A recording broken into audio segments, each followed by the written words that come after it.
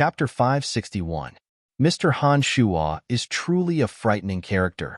Bored, who came along with them, looked at Han Shuo with a bitter smile and said to Zinnia beside him, "Lord Leviathan, didn't you say that this energy would erode the soul? Why is Mr. Han Shuo completely fine and even seems to be enjoying it?" Zinnia was also sizing up Han Shuo with astonishment. She couldn't understand how Han Shuo managed to do it. Leviathan and Manticore exchanged glances.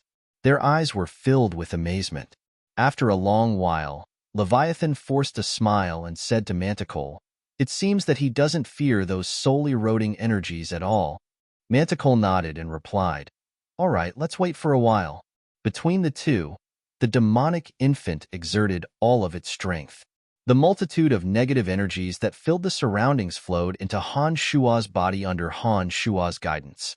Under the transformation of the demonic infant, demonic yuan flowed into Han Shuo's body like a gentle stream. At this moment, Han Shuo's state of mind was calm.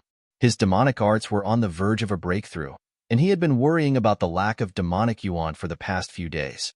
Han Shuo didn't expect that he would be fortunate enough to obtain such an extraordinary amount of energy right after entering the void, and before he even understood the secrets of the void. Strands of demonic yuan flowed into the cells and bones in his body, strengthening Han Shuo's physical body bit by bit according to a mysterious method. Every time he made a breakthrough, his physical body would undergo another transformation. This time was no exception. As the demonic yuan flowed through his body, Han Shuo could clearly feel that his physical body was becoming more and more tyrannical. There seemed to be no concept of time in the void. After an unknown amount of time, Han Shuo discovered that there wasn't a shred of energy converging into his body from all around.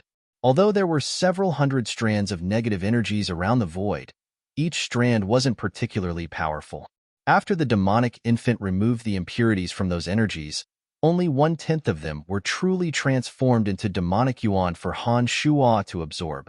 Furthermore, the realm of the 9 changes seemed to require an enormous amount of energy. Before Han Shuo could even complete half of the refinement of his physical body, he felt that he didn't have enough energy and had no choice but to forcibly stop. From the looks of it, although there were a few hundred strands of energy, it was not enough to support the reconstruction of his body. Han Shuo thought to himself and had no choice but to stop. After taking a deep breath, Han Shuo looked at the bored Manticore, Leviathan, and the others, and smilingly said, "I'm sorry to have kept you waiting. Let's leave now." "It's all right, it's all right." Leviathan waved his hand in a very friendly manner. His eyes flashed with electricity as he stared at Han Shuo and said, "Mr. Han Shuo, did you absorb the power that gathered in your body?" Upon hearing those words, Manticore too fixed his gaze on Han Shuo with sparkling eyes. He seemed to be very interested in this question. Ever since Han Shuo started absorbing the energy, these two had been paying close attention to Han Shuo. They could clearly see some of the changes in Han Shuo's body. Therefore, it was impossible for Han Shuo to conceal it even if he wanted to.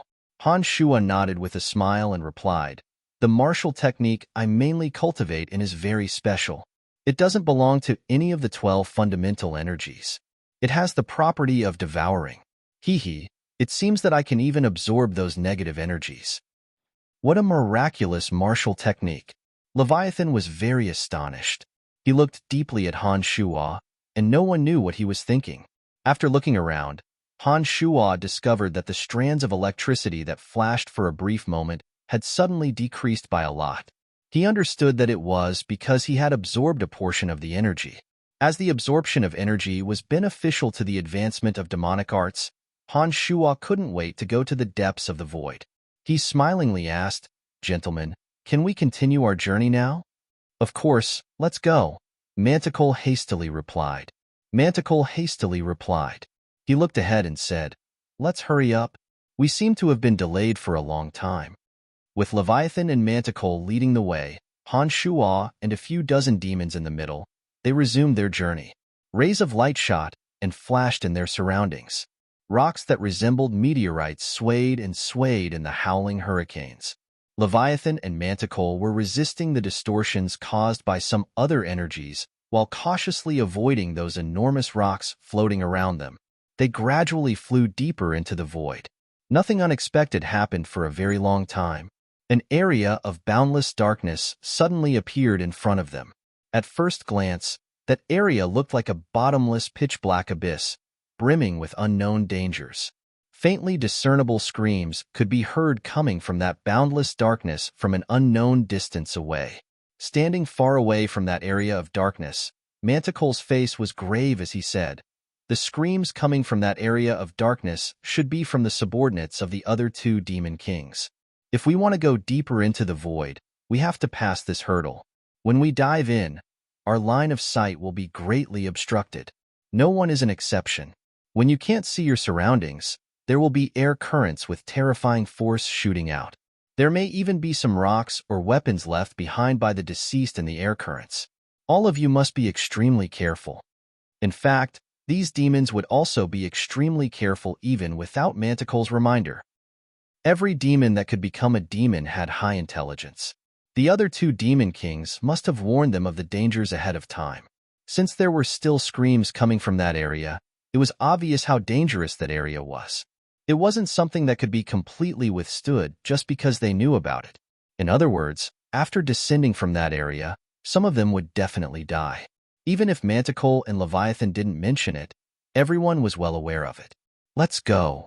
When Manticle saw the grave expressions on the faces of the crowd, he understood that they should have known the truth. Without further explaining, he nodded at Leviathan and took the lead to land inside. "Board, Zinnia, you two stay close to me. We can look after each other." Han Shuo was not in a hurry to go down immediately. He smiled at Board and Zinnia and said calmly, "Thank you, Mr. Han Shuo." Board and Zinnia said as they bowed respectfully to Han Shuo. Take care of each other? With their meager strength, how could they take care of Han Shuo? The two of them naturally understood what Han Shuo meant when he said that Han Shuo would take care of them. From the envious gazes of the demons around them, the two realized how lucky they were. They thought that their diligent service to Jasper and the others had indeed paid off. Han Shuo put on a faint smile and did not say much. As long as the two of them didn't die, they would still be characters in Black Jade City and would still be of some value to him in the future. After the demons followed behind Leviathan and Manticle and descended, at Han Shuo's indication, Board and Zinnia leaped into that boundless region of darkness. Han Shuo's figure moved like a ghost, following behind Board and Zinnia who were holding hands. As soon as they entered, Han Shuo discovered that this place seemed to belong to an area of absolute darkness. There wasn't the slightest bit of light spilling out. Even with Han Shuo's miraculous eyesight, he couldn't clearly see the situation around him. It seemed that light couldn't be transmitted in this place. Even if some people ignited a flame, it would still be useless. However, for Han Shuo, his consciousness was more useful than his eyes. As soon as Han Shuo unfolded his consciousness, every movement in the surrounding area was reflected in his mind. After Han Shuo locked onto Board and Zinnia's auras, they had absolutely no way of escaping from Han Shuo's pursuit. Even Leviathan and Manticle, who were further away, were under the surveillance of Han Shuo's consciousness. Just as Manticle had said, it was pitch black in here, but there were terrifying dangers lurking. Masses of air currents, propelled by some unknown force, were wreaking havoc and fluttering in all directions. Those air currents were filled with sharp objects that silently shuttled back and forth in the darkness. Although the physical defenses of demon-level experts were already extremely frightening, it seemed that they couldn't withstand the penetration of those objects. The void was a bizarre place, especially in such an area. Han Shuo could hear miserable shrieks echoing in his ears.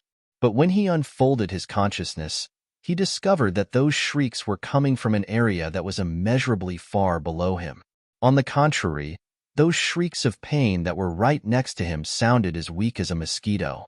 In this place, it seemed that the farther the sound was, the clearer it was, and the closer the sound was, the weaker it was. It was also for this reason that the experts who entered this place were even more frightening. They simply couldn't detect the air currents that was past them. Shrill howls sounded all around them. Han Shuo could hear them loud and clear. He knew that some of the demons who entered this place together with him had already met with misfortune. A stream of air, rotating at high speed, soundlessly shot towards Board and Zinnia. There was a sharp cone-shaped object within that stream of air. If it pierced through Board and Zinnia's bodies, Han Shuo was certain that the two would have no chance of survival. Han Shuo, who had been sticking close to Board and Zinnia, suddenly extended his hand and grabbed Zinnia's soft shoulder. With a tug, Board and Zinnia abruptly changed their diving direction and very easily avoided the impact of that stream of air. With his consciousness covering a large area around them, Han Shuo simply tugged here and there, twisting and turning the two like toys, allowing them to avoid layers upon layers of danger. After a long while, the light suddenly reappeared. When everyone landed on flat ground, they discovered that they had arrived in an enormous valley that was wreathed in smoke. Board and Zinnia felt dizzy and their vision blurred. They looked around and suddenly discovered that of the 30 or so demons that came with them, a third of them had perished at this stage. The remaining were also battered and exhausted. Even Manticore and Leviathan looked somewhat disheveled and dejected. "Thank you, Mr. Han Shuo." The two felt a chill in their hearts. They suddenly realized how lucky they were and respectfully expressed their gratitude to Han Shuo. Chapter 562. This was an enormous valley shrouded in thick clouds and mist. Han Shuo didn't know why there would be such a valley in the void, but judging from the expressions on Manticore and Leviathan's faces, they seemed to be very excited after arriving at this place. After unfolding his consciousness, Han Shuo very easily discovered the positions of the other two great demon kings. It appeared that although the two great demon kings had arrived a step ahead of him, they hadn't gone too far. While Han Shuo was silently observing the surroundings with his consciousness, an aura of destruction suddenly emerged from the darkness above his head. Han Shuo's consciousness had barely captured it, but it disappeared in a flash.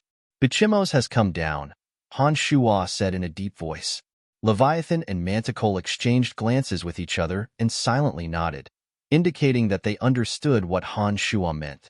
Han Shuo looked at the two strangely.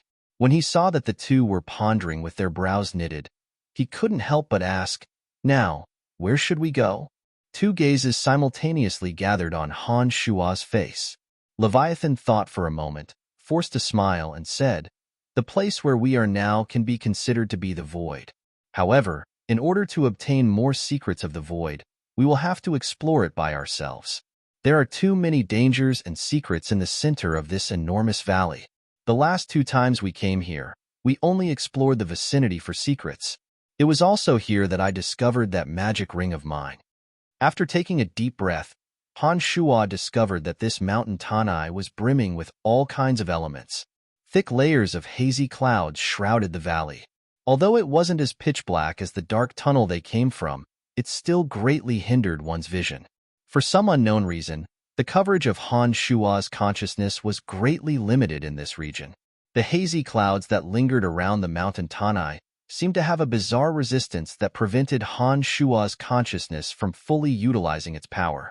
Because of this, Han Shuo could only sense Bichimos for a moment when he came over.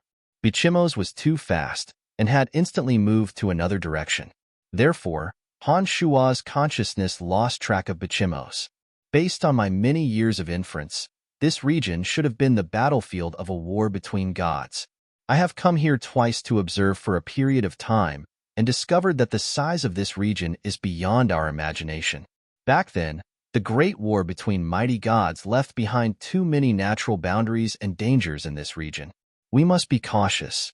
Otherwise, if we recklessly barge into an irresistible boundary of chaos, all of us will suffer a calamity, Manticore said with his brows furrowed. "Well, you once said that the Abyss Realm's planar teleportation array is in the Abyss. Is it here?" Han Shuo asked Manticore as he tried his best to sense the changes in the surroundings with his consciousness. "That's right. The planar teleportation array is here, but I don't know exactly where it is. This is what I learned from Bichimos." According to him, he had seen the planar teleportation array before, but didn't dare to act recklessly because he didn't have the planar coordinates and didn't know how to activate it, Manticore explained. Han Shuo cursed in his heart after hearing those words.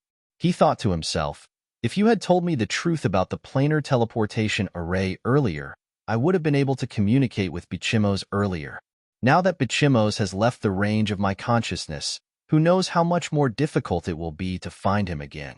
Han Shuo understood that although Manticore and Leviathan seemed to attach great importance to him, they simply didn't take the fact that he needed the planar teleportation array seriously.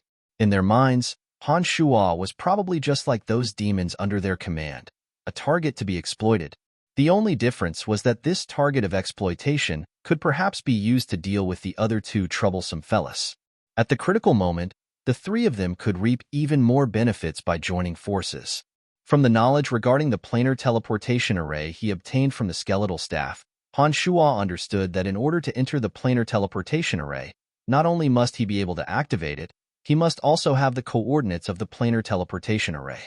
Otherwise, if he were to teleport carelessly, it was very likely that he would be teleported to a vast and boundless space-time crevice, where he would die alone for eternity. Han Shuo, who was secretly calculating in his heart, did not say anything. He continued to look at Manticore and Leviathan with a smile on his face, waiting for their arrangements.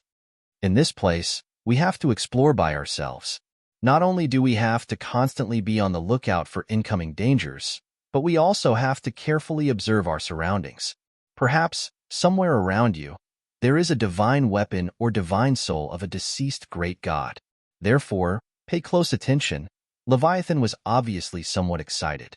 Upon finishing those words, he pointed at the dark passage above his head and added, "Remember, always pay attention to this passage we came from. Once a strange light flashes from inside, it means that the stardust current has begun to return.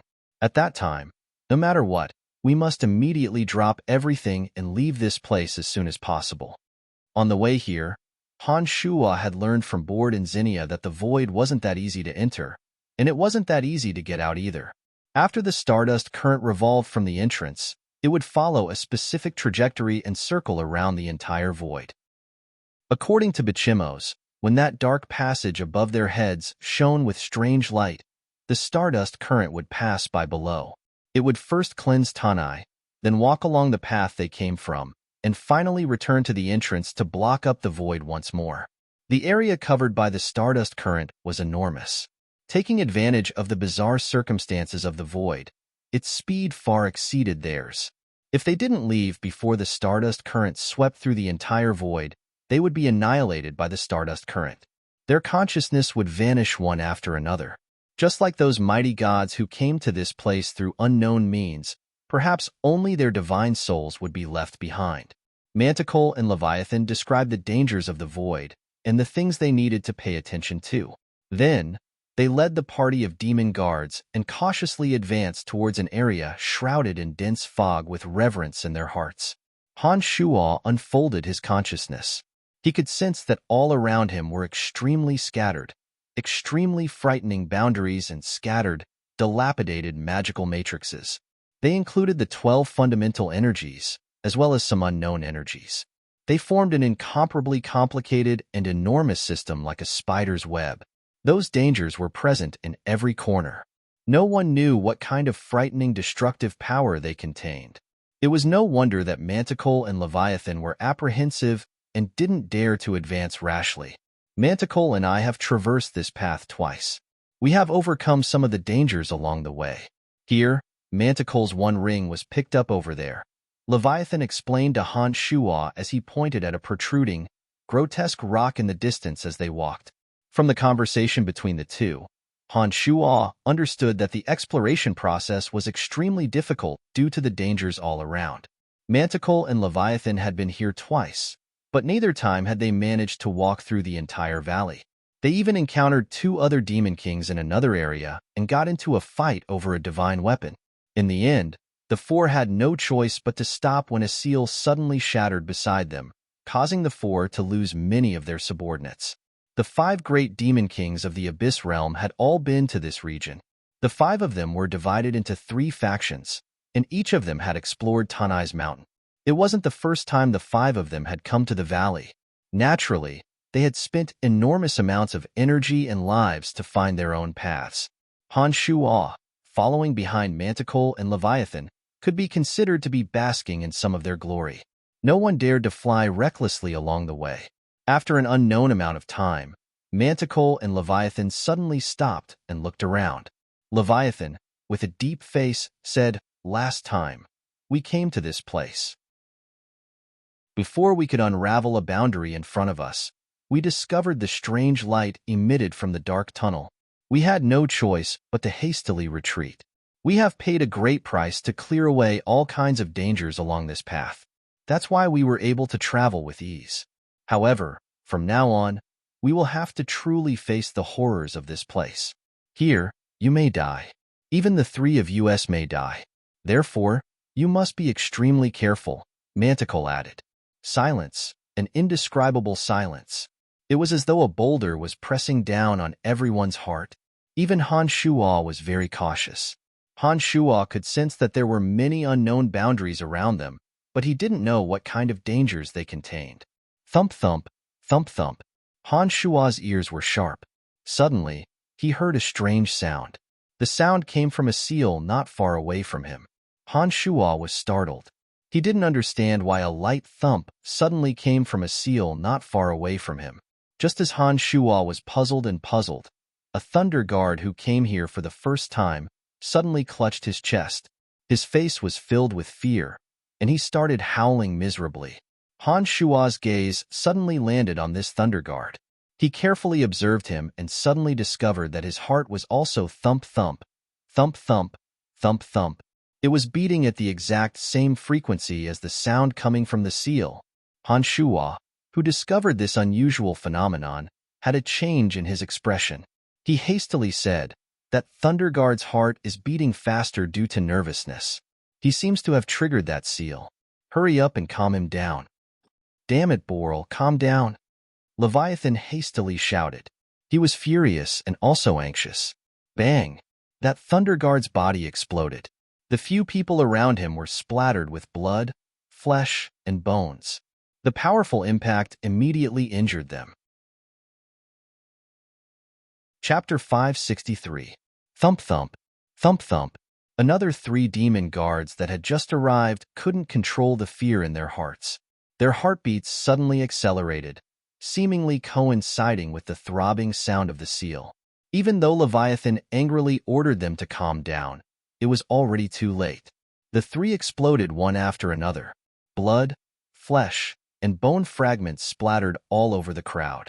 Fortunately, having learned a lesson from what happened to the first demon guard, everyone was on guard. When they saw that the three demon guards were on the verge of exploding, they hastily deployed their own defensive measures to block the impact of the blood, flesh, and bone fragments of the three demon guards. Those who could cultivate to become demons were all people with firm willpower. However, in a place like this, with the repeated pressure exerted by two demon kings, it was inevitable that some of them would lose control of their minds. That was why their heartbeats accelerated and triggered the seal. The remaining few, on the one hand, were warned by Han Shuo and Leviathan, and on the other hand, were much calmer. Not a single one of them revealed the slightest bit of excitement. Their faces were as steady as a rock, and their heartbeats were so calm that Han Shuo thought they were all dead. After this battle, there was no need for Leviathan and Manticore to explain anything. Everyone truly understood the dangers of the void. They thought, it's no wonder that the two demon kings would be so cautious. Just an accidental heartbeat acceleration could actually trigger the explosion of one's body. The terror of the void was deeply rooted in everyone's hearts. You have all seen it. In a place like this, even the smallest detail can lead to death. Fortunately this time, it wasn't a large-scale boundary attack. Otherwise, all of us would have suffered a calamity. Be careful, all of you. Leviathan did not show the slightest bit of emotion because of the death of his subordinates. He reprimanded them with a stern face. Kohler, go in and try that boundary. Manticore pointed at the boundary that was blocking their way, but didn't show any signs of activity. He nonchalantly instructed one of the weakest black jade guards on this side. The face of that black jade guard was filled with fear. He understood in his heart that Manticore was using him as cannon fodder to test the boundary. As someone who had always believed in Manticore as the one and only true god, Kohler had no choice but to kneel before Manticore on one knee and said in a deep voice, "If this lowly one is unfortunate enough to lose his life, I hope that your lordship can help me take care of my son. Manticore nodded woodenly and said indifferently, Go. I know what I'm doing. Without another word, Kohler resolutely barged in. A mass of dazzling light suddenly burst out from that invisible barrier. Suddenly, Han Shuo felt an extremely strong power of light from it. A strange light flashed, and Kohler's body and soul disappeared without a trace in the strong light. Kohler, who had painstakingly cultivated for a long time and finally became a demon, simply disappeared in the bright light. Manticore was unmoved. He did not reveal any reluctance over Kohler's death. He nodded at Leviathan beside him and said, Among your subordinates, there is one who cultivates in the energy of light. Nolan, you go. Leviathan didn't waste any words. He didn't even look behind him and directly gave the order. Nolan, who cultivated in the energy of light, was a gorgeous woman with extraordinary looks. She was only slightly startled when she heard Leviathan's order. She didn't say anything, but with a sway of her body, she shot straight into that boundary of light. Did you come all the way here like this the previous 2 times? Han Shuo was stunned and asked in shock. Manticore put on a faint smile and replied, That's right. For some seals, we can sense the energy they originate from, but for others, we can't.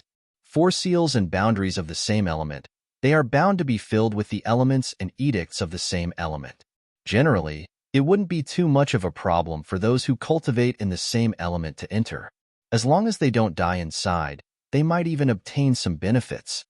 Han Shuo slightly shook his head and let out a low sigh in his heart. Although the 2 demon kings didn't detect this boundary of light, Han Shuo's all-pervasive consciousness had long sensed it. However, before Han Shuo could say anything, that pitiful Kohler had already entered the boundary to die.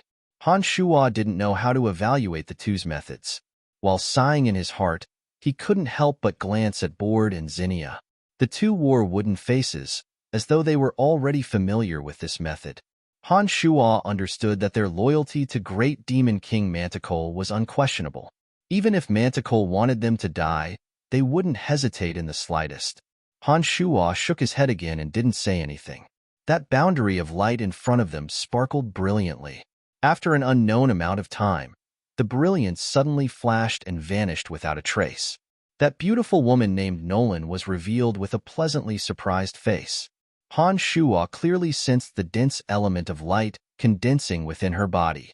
He understood that this Nolan had obviously obtained enormous benefits from that boundary of light. Come, let's continue forward, Leviathan said with a hearty smile.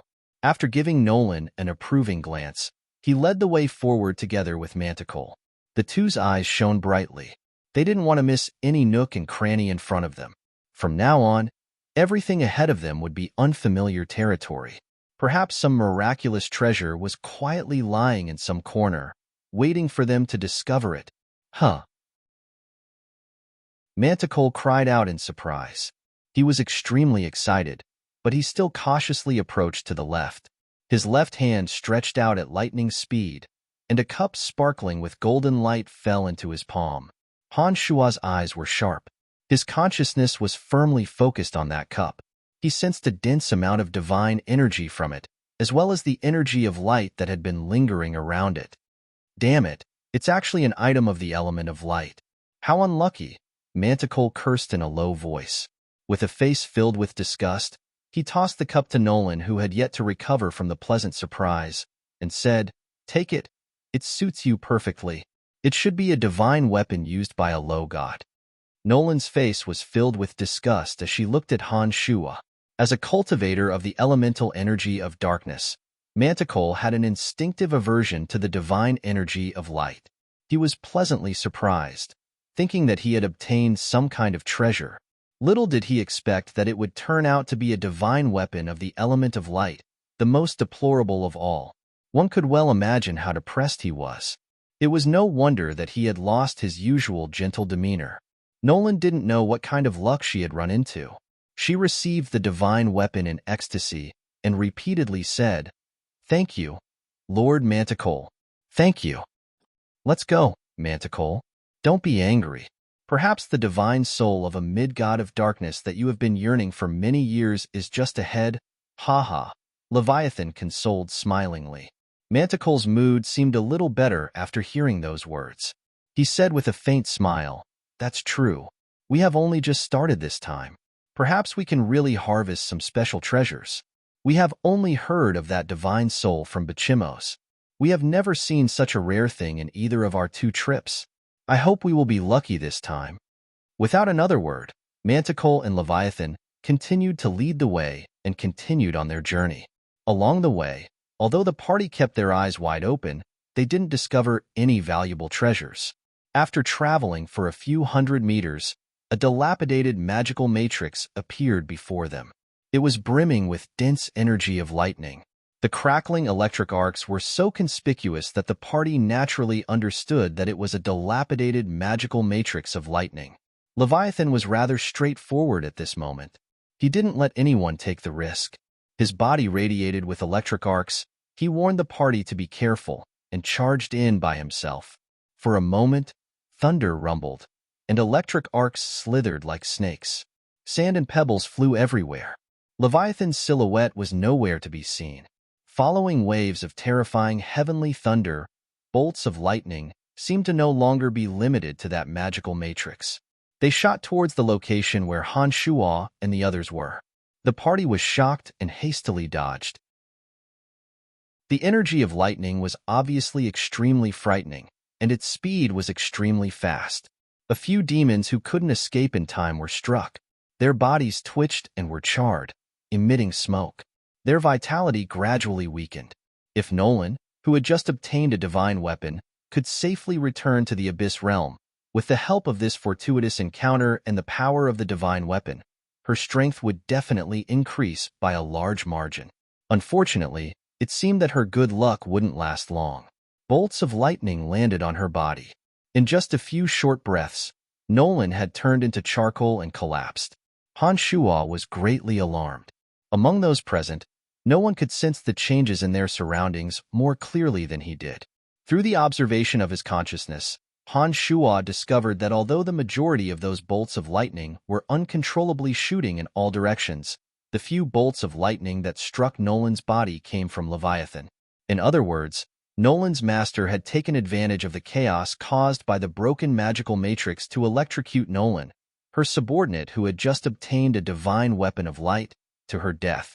The power of thunder and lightning lasted for a while, and 2 more demon guards died, including Nolanti. When the power of the broken magical staff was exhausted, Leviathan walked out with an indifferent expression. He looked at Nolan's charred body with a slightly astonished expression, sighed, and said, "What a pity. Otherwise, after I return and cultivate for a period of time, I might have become the 6th demon of the Abyss Realm." Leviathan walked to Nolan's side, bluntly took the holy grail she had just obtained for himself, shook his head, and sighed. Manticle, who was at the side, nonchalantly shot a glance at Han Shuo. His expression was profound. Looking at Nolan's charred body and recalling how she charged for Leviathan's sake without the slightest hesitation, Han Shuo's heart shuddered. He had grasped Leviathan's thoughts from that sentence. "You might have become the 6th demon of the Abyss Realm." Han Shuo coldly groaned in his heart. He got in touch with Little Skull, who was far away in the Netherworld, and ordered Little Skull and the 5 elite zombies to be prepared to deal with any unexpected incidents. Chapter 564. Manticle and Leviathan didn't encounter any obstacles along the way for several hundred meters. Manticle and Leviathan also rummaged through everything they could see, but didn't find any valuable treasures. Just like before, when Leviathan discovered that he had no way of knowing the element of that boundary, he immediately instructed, "Anro, go and have a try." Although Leviathan and Manticle were both low gods, they could only sense those concealment boundaries of the same element based on the element of lightning and darkness that they cultivated in. If the elemental energy of the boundary was concealed within the boundary, and it wasn't of the element of lightning or darkness, Leviathan and Manticle would have no choice but to adopt the stupidest method, filling it with human lives. Just because the 2 of them couldn't sense it didn't mean that Han Shuo couldn't.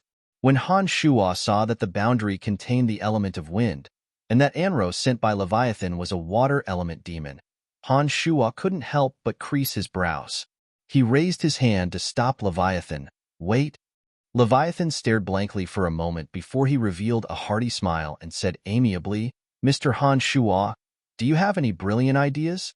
Ever since Han Shuo discovered that this person wouldn't even spare his own subordinates, he no longer had a favorable impression of him. However, on the surface, Han Shuo still feigned civility and said with a faint smile, If you trust me, let that friend of yours give it a try. Upon finishing those words, Han Shuo pointed at a demon cultivating in the element of wind on Manticole's side. Han Shuo didn't have much of a compassionate heart. He wasn't too concerned about the lives and deaths of Leviathan and Manticole's demons. It was just that according to Leviathan and Manticole's methods, the consumption would be too great. Han Shuo was worried that all the demons would die as cannon fodder before long. When that time came, they wouldn't be able to go any further and would affect themselves. That was why Han Shuo reminded Han Shuo out of goodwill. The face of that demon cultivating in the element of wind that Han Shuo pointed at suddenly turned ghastly pale. He glared at Han Shuo hatefully, wondering when exactly did he offend this fella, and why would Han Shuo instruct him to die at such a crucial moment? On the other hand, Anro was clearly delighted. Although he couldn't refuse Leviathan's orders, he still cherished his life. If the barrier in front of him was made of water elemental energy, he might have rushed in excitedly. But looking at Leviathan's posture, he probably didn't know which type of power the barrier belonged to. If he rashly rushed in, the possibility of death was too great, so he couldn't help but be afraid.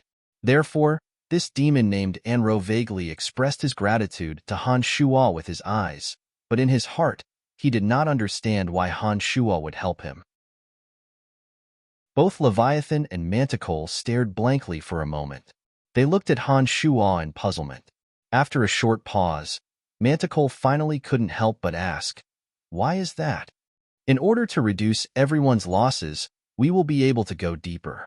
Han Shuo smiled mysteriously and said indifferently, All right then. Manticole was rather straightforward. Perhaps he felt that sacrificing one of his demons wasn't a big deal. He waved his hand at that demon cultivating in the element of wind, whose face was filled with fear, and ordered, Yadi, you go. Yadi had no choice but to obey his master's orders no matter how afraid or unwilling he was. Before he entered the barrier, he glared at Han Shuo with hatred, as though saying, If I survive this, I will settle the score with you sooner or later. Han Shuo shrugged his shoulders. He didn't take this person's threat to heart.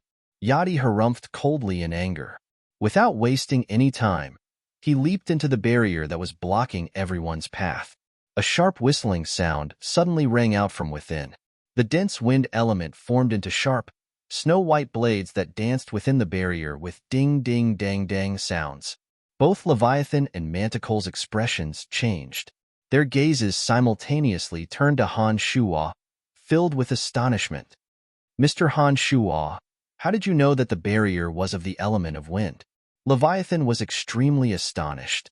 Han Shuo put on a faint smile and said, I have long said that the martial arts I specialize in is a little different from what you know. Hee. Therefore, it's only normal that I am a little mysterious. The two did not say much to Han Shuo's deliberate mystification. They merely exchanged meaningful glances, their eyes flickering with unknown thoughts. Mr. Han Shuo is truly a miraculous person. With this, we can reduce our losses by a lot, one of the demons exclaimed. The crowd immediately echoed. When Manticole and Leviathan saw that their subordinates seemed to have a very favorable impression of Han Shuo, the strange gleams in their eyes grew even more intense. Ka!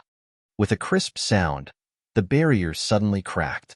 Unlike what the crowd had expected, Yadi did not obtain the elemental energy of wind. This demon who entered the barrier while harboring a grudge against Han Shuo seemed to have extremely bad luck. His body was revealed to the crowd, riddled with holes. He was no longer breathing. Although it would be much safer for those of the same element to enter the barrier, it couldn't completely eliminate the danger. This demon named Yadi obviously had bad luck. Not only did he fail to obtain any energy from the barrier, he even lost his life. The sharp whistling sound came from the ruptured boundary, as though a bone-scraping cold blade. Manticore and Leviathan, who bore the brunt of the attack, hastily deployed their domains of divinity with grave expressions. The elemental energy of lightning and the element of darkness gathered around them. The two exerted all their strength and spent a great deal of effort before they managed to block the fierce wind that burst out from the boundary. That was close. It must have been deployed by a mid-god of wind. Who knows how many years it has been, and it was triggered and shattered by Yadi. Who would have thought that the residual power would still be so terrifying? Leviathan had a look of lingering fear on his face, and there were traces of sweat on his forehead. It seemed that the fierce wind that blew out from the broken wind barrier had indeed consumed a lot of his divine power. Thank goodness, thank goodness. If the one who entered wasn't Yadi but Anro, I wouldn't have been able to kill him. In that case, the force of the gale we will encounter will definitely be stronger, Manticore said, rejoicing as he looked at Han Shuo. Han Shuo chuckled dryly and didn't say anything else. These two weren't good people, and Han Shuo was on guard against them at all times. He definitely wouldn't let his guard down just because of the gratitude they displayed. Divine crystals of fire. All of a sudden, Leviathan let out a cry of surprise. His body moved like lightning as he charged straight to the front that had suddenly opened up. He extended his hand and grabbed a fist-sized crystal that was deeply buried in the rock, shining with dazzling flames. He had a look of joy on his face. That fist-sized crystal contained a fiery and intense liquid. Incomparably scorching and frightening energy was wantonly radiating from it. From a distance, that fist-sized crystal looked like a miniature sun, extremely dazzling. Divine crystals, rare and precious treasures that could be directly absorbed and converted into divine energy. Who would have thought that they would actually exist in the void? Wonderful. Manticore was also overjoyed. He appeared beside Leviathan at some point in time and hastily said, "If the other two discover divine crystals of lightning and darkness, with this piece of divine crystal of fire, we will have the capital to trade with them." Leviathan nodded repeatedly and laughed heartily. It seemed that he was extremely excited to obtain this divine crystal. Although these two were on good terms, they obviously did not take Han Shuo, their comrade who cultivated in the energy of death and destruction, seriously. They were only concerned about their own interests. Watching from a distance, Han Shuo revealed a happy smile for them on his face. However, his heart, on the other hand, was ice cold. He was even more certain that the two were only trying to make use of him. Just as well. Let's see who will reap the most benefits in this void, Han Shuo thought to himself. Just as Han Shuo was thinking about this, two energies that had disappeared for a long time suddenly appeared in Han Shuo's consciousness. Cecrops and Golander, cultivators of the elemental energies of fire and water, were rapidly approaching. Caw-caw, creak. Several crisp and clear sounds suddenly sounded from not far away. The tranquility of the surroundings was instantly shattered. Cecrops and Golander have sensed the aura of the divine crystal and are on their way here. As the two were in too much of a hurry, several boundaries that existed along the way were forcibly destroyed. The two of you should be preparing to face the enemy now. Han Shuo described the facts with an incomparably calm and collected face. Soon after, he raised his head to look at the meteor shower that was about to fall from the sky, and said, "Meteor shower, the spatial edges will erupt in a wide area. While everyone is on guard against Cecrops and Golander, you must also be careful not to be killed by the explosive energy of those boundaries." Upon hearing those words, Manticore and Leviathan's faces changed greatly. Leviathan hastily and carefully put away the divine crystal of fire and cursed in a flustered and exasperated manner. "Cecrops and Golander, those two bastards, how dare they barge in here? Have they forgotten our agreement with Bichimos?" Manticore let out a light groan and said, at the time of the agreement, they had yet to see a real divine crystal, especially a divine crystal of fire that could allow Cecrops' strength to skyrocket. Before such a temptation, even Cecrops lost his composure. "Cut the crap and get ready to face the enemy." Han Shuo rudely interrupted the two in an unfriendly manner. Both Manticore and Leviathan showed displeasure on their faces. However, they did not flare up at this moment. They deployed their domains of divinity and prepared to face the enemy. At the moment when a great battle was on the verge of breaking out, Han Shuo retreated with a sneer. He stealthily left the range of the duo's domains of divinity and retreated to the place where the damaged lightning magical matrix was erupting. No one knew what he was thinking. Chapter 565. When Leviathan and Manticore unfolded their domains of divinity, apart from the elements of lightning and darkness, no other energy could be used in that area. Han Shuo's demonic arts had not broken through to the Nine Changes realm. Therefore, he would certainly be at a great disadvantage within their domains of divinity. Regardless of what plans Han Shuo had, he first had to ensure that he could bring out his full strength. Therefore, at this critical moment, Han Shuo decisively withdrew from the scope of the two domains of divinity. When the remaining demons that came behind the two demon kings saw that Han Shuo retreated instead of advancing, they all revealed astonished expressions. Without waiting for them to say anything, Leviathan coldly shouted. Electric arcs burst out from his body as he shouted, "Get back to the back and stay with Mr. Han Shuo. Are you courting death by staying here?" As though they had been granted amnesty, the crowd hastily rushed towards Han Shuo.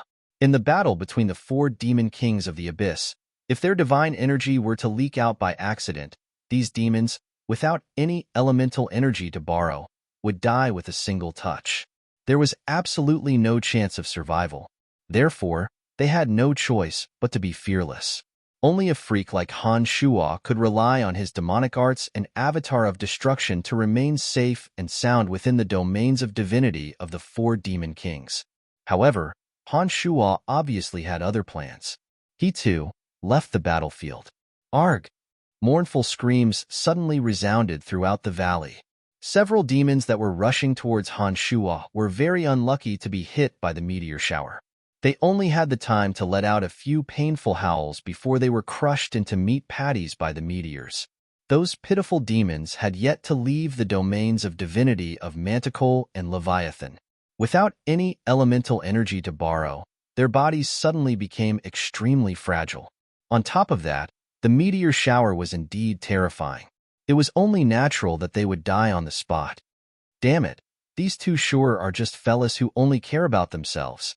Han Shuo cursed in his heart. His body, which had retreated far away, suddenly transformed into a black radiance. He drew a long arc in the air and suddenly fell back into the range of Leviathan and Manticore's domains of divinity. The two demons, Bored and Zinnia, could only watch helplessly as a spatial blade sliced horizontally from the side. However, having lost the elemental energy that they relied on to survive, the two of them, who had no energy to support them, slowed down and were simply unable to dodge that spatial blade. Their eyes were filled with despair. At this moment, Han Shuo's figure flickered and appeared between the two in the blink of an eye. His hands stretched out at lightning speed, demonic yuan poured into his arms, and he fiercely flung them.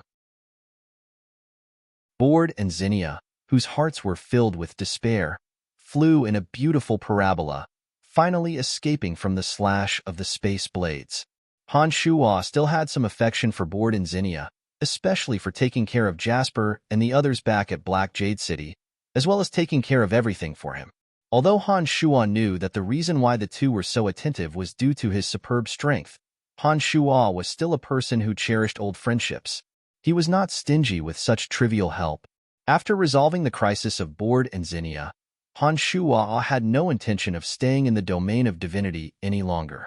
Just as he was about to leave the range of the spatial blade, an incomparably dense elemental energy of death was instantly sensed by the soul of that death-based god of Han Shuo. The dense elemental energy of death originated from the boundary zone that the two demon kings, Seacrops and Golander, had accidentally blasted open. Han Shuo immediately determined this. At this very moment, a great battle was bound to break out between the four demon kings.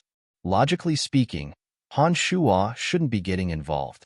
However, the elemental energy of death was so vast and dense that Han Shuo was certain that there was at least one divine essence of death. It was extremely difficult to increase one's divine energy after becoming a god. That divine essence of death was an irresistible temptation to that avatar of Han Shuo. Damn it, riches and honor come from danger. Let's go all out. Han Shuo's mind raced. Seeing that the spatial blade was about to materialize, he no longer hesitated. His body turned into a rainbow and instantly shot toward the boundary where the divine essence of death was located. The two demon kings, Cecrops and Golander, must have sensed the appearance of the divine essence of fire. Therefore, they rushed over without any regard for anything else. One of them cultivated in the elemental energy of fire, and the other cultivated in the elemental energy of water. On top of that, they were impatient for the divine essence of fire. Therefore, they didn't have the leisure to pay attention to the things along the way. As soon as Han Shuo moved, he discovered that the four domains of divinity had officially fused together. The domains of divinity that were originally left with the element of lightning and the element of darkness were now filled with the elemental energy of fire and water. The four demon kings of the Abyss realm, four low gods, had fully unleashed their domains of divinity. Amidst the meteor shower and the spatial blade attacks, the two of them had actually started exchanging blows. While flying toward the divine essence of death, Han Shuo still had the leisure to observe his surroundings. He suddenly discovered that the appearances of Cecrops and Golander were very strange. As for Cecrops, who cultivated in the elemental energy of fire, his facial features couldn't be seen clearly.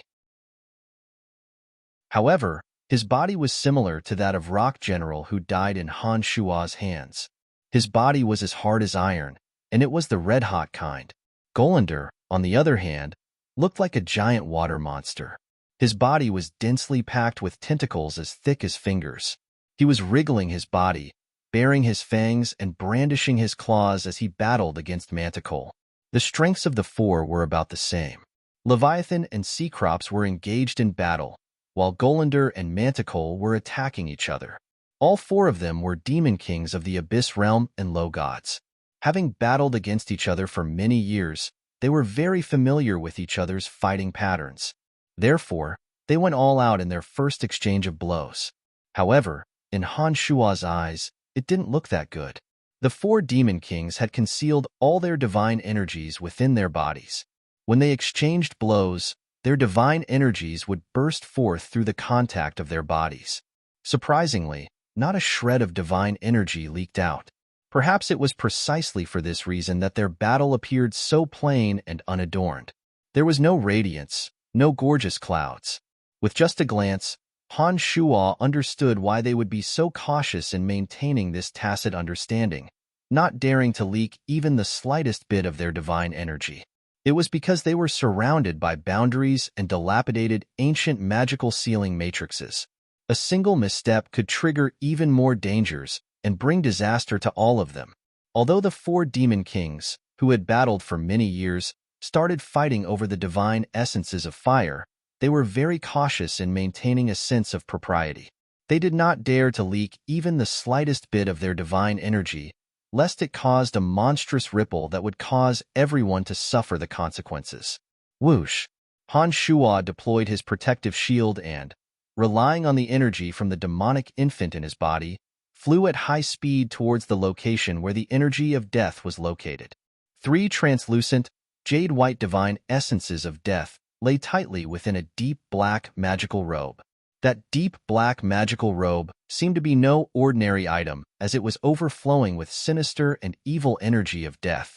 Han Shuo was overjoyed. Without another word, he reached out and grabbed it. A strange ringing sound suddenly came from the deep black magical robe. Han Shuo had just touched the black magical robe when a bizarre boundary of death was suddenly released. The 3 signature boundaries of necromancy, the boundary of weakness, the boundary of fear, and the boundary of aging erupted at the same time. Its might was more than 10 times that of what Han Shuo had released. There was also a force that firmly held onto Han Shuo, not letting Han Shuo let go of the black magical robe. Greatly shocked, Han Shuo had no time to think.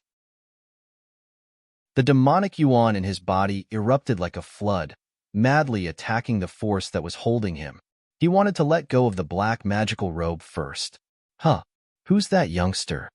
Golander suddenly shouted. His voice was as cold as ice.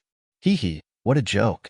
Mr. Han Shuo, the one who killed 3 of your shadow warriors, is right in front of you, and you don't even know him," Manticore said in an indifferent tone with a gentle smile on his face. Han Shuo, who was doing his utmost to resist the pulling force of the deep black magical robe, was on the verge of cursing out loud. He could already guess what kind of trouble Manticore's words would bring him. Sure enough, Golander, who was engaged in a fierce battle with Manticore, had an ugly, monstrous face that barely resembled a human face. With an incomparably cold smile, he said, "All right, I've been looking for you for a long time. Youngster, die." Upon finishing those words, Golander abandoned the battle with Manticore. His extremely nimble, ocean monster-like body soared high up in the sky, fluttering in the wind, but at an extremely fast speed, towards Han Shuo. Han Shuo, who was cursing all 18 generations of Manticore's ancestors in his heart, furiously raised his demonic yuan to the highest level, using all his strength to attack the energy that was wrapping around his body. However, under the envelopment of the boundaries of fear, weakness, and aging, Han Shuo was at his weakest. The frigid energy locked onto Han Shuo's body. Golander's flight brought about a shift in his domain of divinity. A frigid coldness that was 100 times stronger than the coldness released by ice celestial Kori rushed into Han Shuo's consciousness ahead of time, causing Han Shuo's resistance to appear even more powerless. Ice celestial Kori was merely a demigod and had yet to become a base god.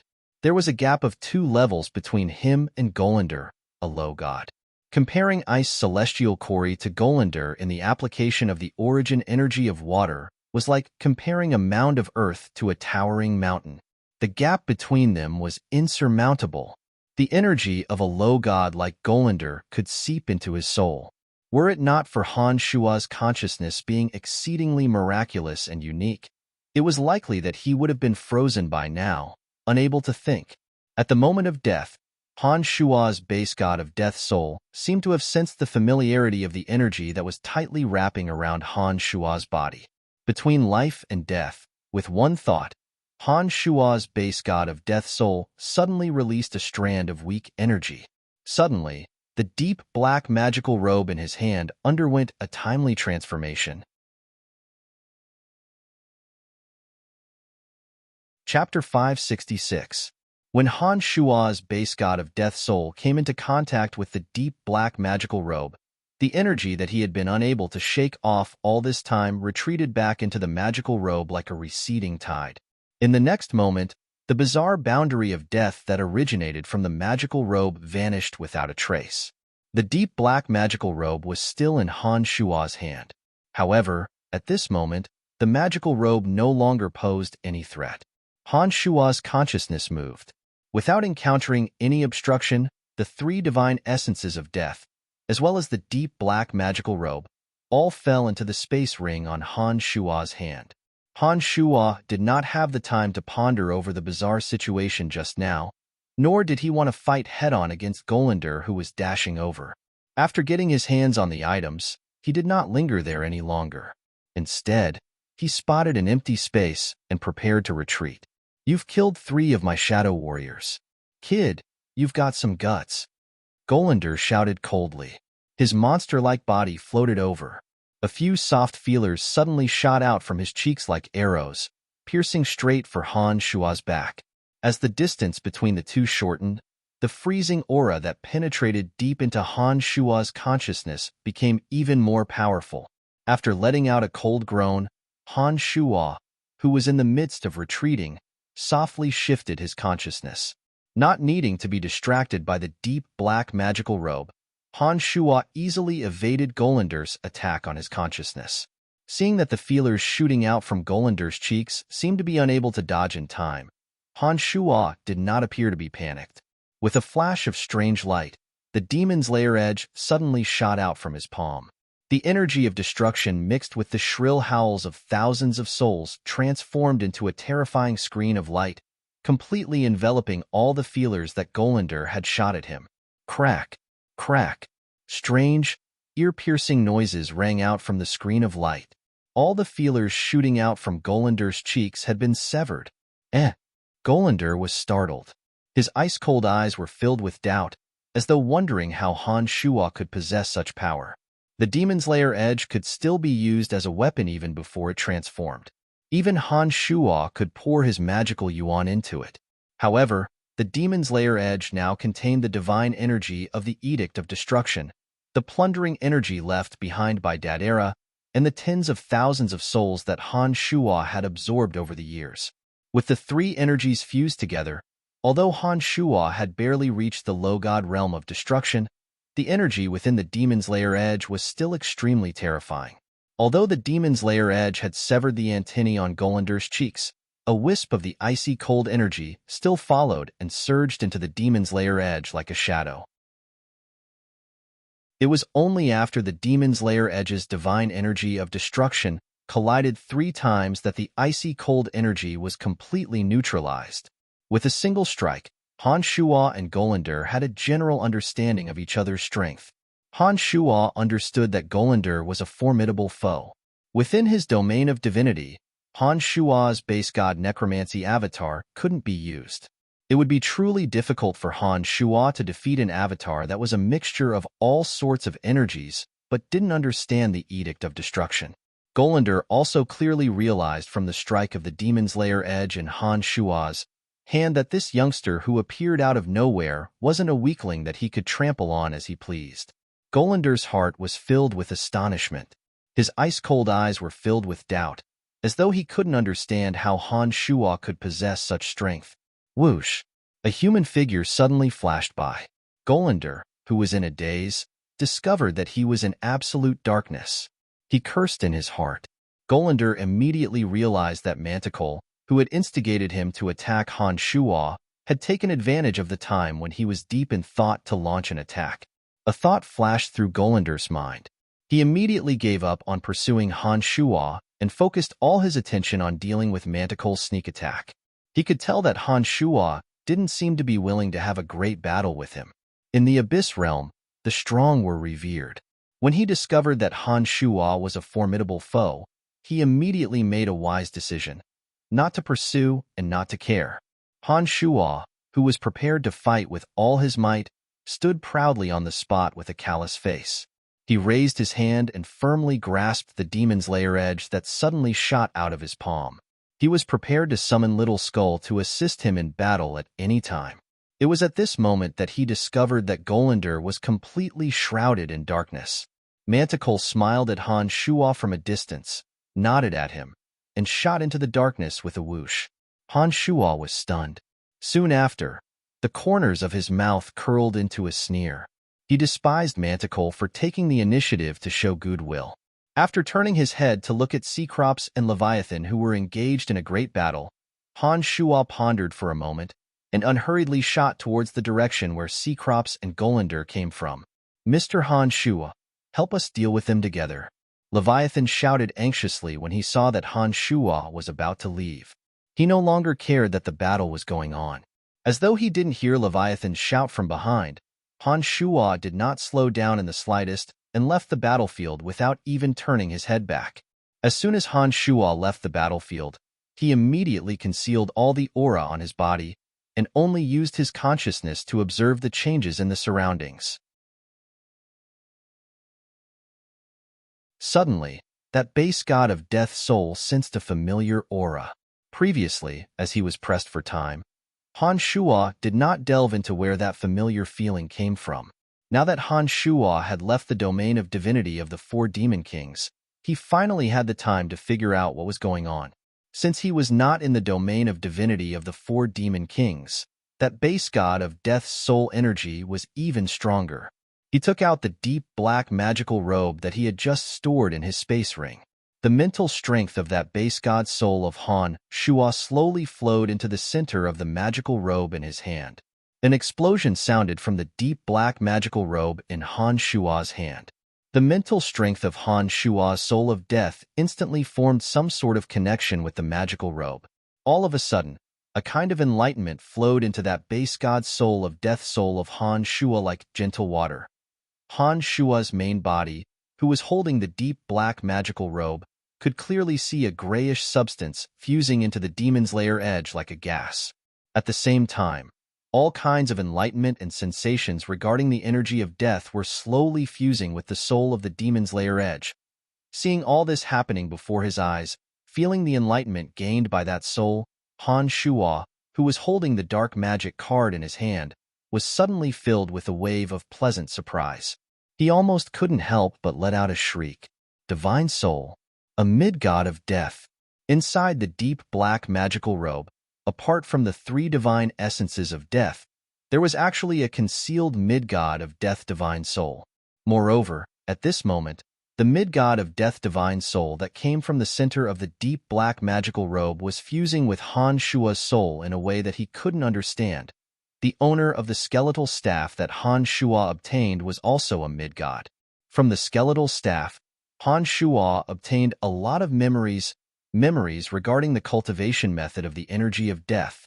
But it was only at this moment that Han Shuo realized that the memories left behind by the owner of the skeletal staff were merely cultivation methods.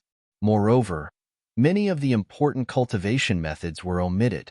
However, the divine soul within the deep black magical robe had not only given Han Shuo the cultivation method of the energy of death, but it had also given Han Shuo an even more important comprehension of the energy of death. It gave Han Shuo all kinds of insights on how to break through from the realm of base god to mid-god, including the domain of divinity and the method of using the power of faith. It was also at this moment that Han Shuo suddenly discovered that the familiar feeling coming from the deep black magical robe seemed to be somewhat similar to the feeling within the skeletal staff. That's right. Just like the owner of the skeletal staff, the owner of this divine soul should be a subordinate of the overgod of death who had been sent to various planes to bring death and destruction to the overgod of death. Just like the skeletal staff, the magic robe seemed to have traces of that person's imprint on it. Han Shuo was certain of this.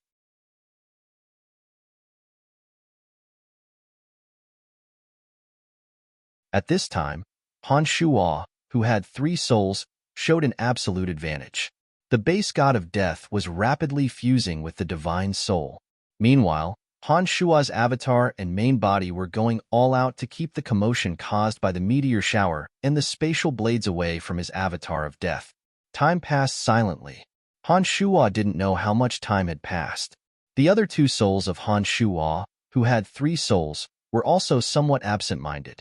Unbeknownst to Han Shuo, the element of death in this area, which was already much denser than other areas, suddenly began to crazily converge on Han Shuo's avatar. Han Shuo's body was like a whale sucking in water, rapidly absorbing the massive amount of element of death. At the same time, the mid-god's divine soul and all sorts of breakthroughs were brought forth. Bizarre changes were happening to the body and soul that Han Shuo's skeletal staff had transformed into. The soul, the physical body, the element of death, and breakthroughs were converging, fusing, splitting, and recombining in a way that Han Shuo couldn't understand. All of a sudden, Han Shuo's main body, who was observing the surroundings with extreme vigilance, discovered that there were no other elements within dozens of meters of him other than the dense element of death.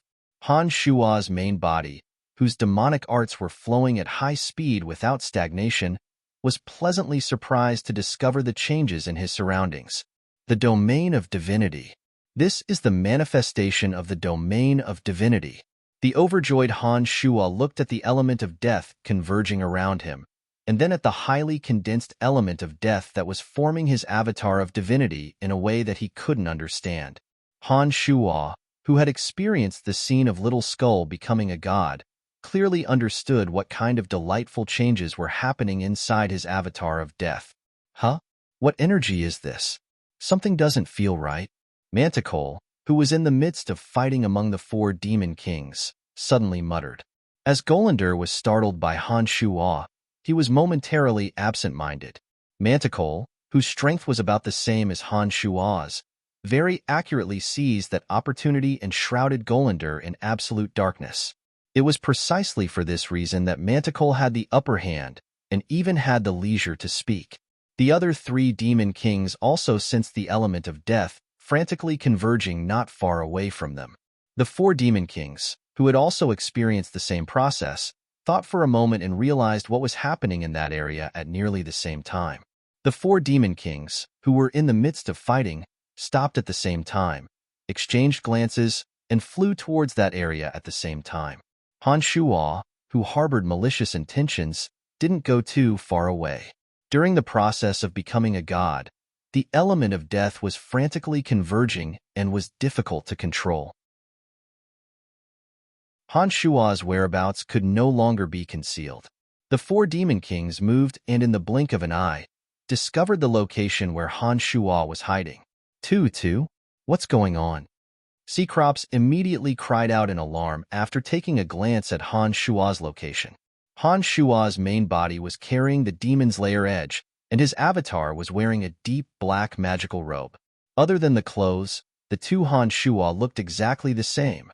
Not only Cecrops and Golander, even Manticore and Leviathan, who were somewhat familiar with Han Shuo, were startled by the scene they saw. Manticore and Leviathan looked at each other in dismay at the sudden appearance of another Han Shuo. Kill him, lest he becomes a source of trouble in the future. Cecrops quickly calmed down from his astonishment. When he said those words, he looked at Manticore and Leviathan. Silence. At this critical moment, Manticore and Leviathan, these two fellows who were supposed to be Han Shuo's allies, remained silent. Han Shuo, a low god of destruction, had already put them on high alert.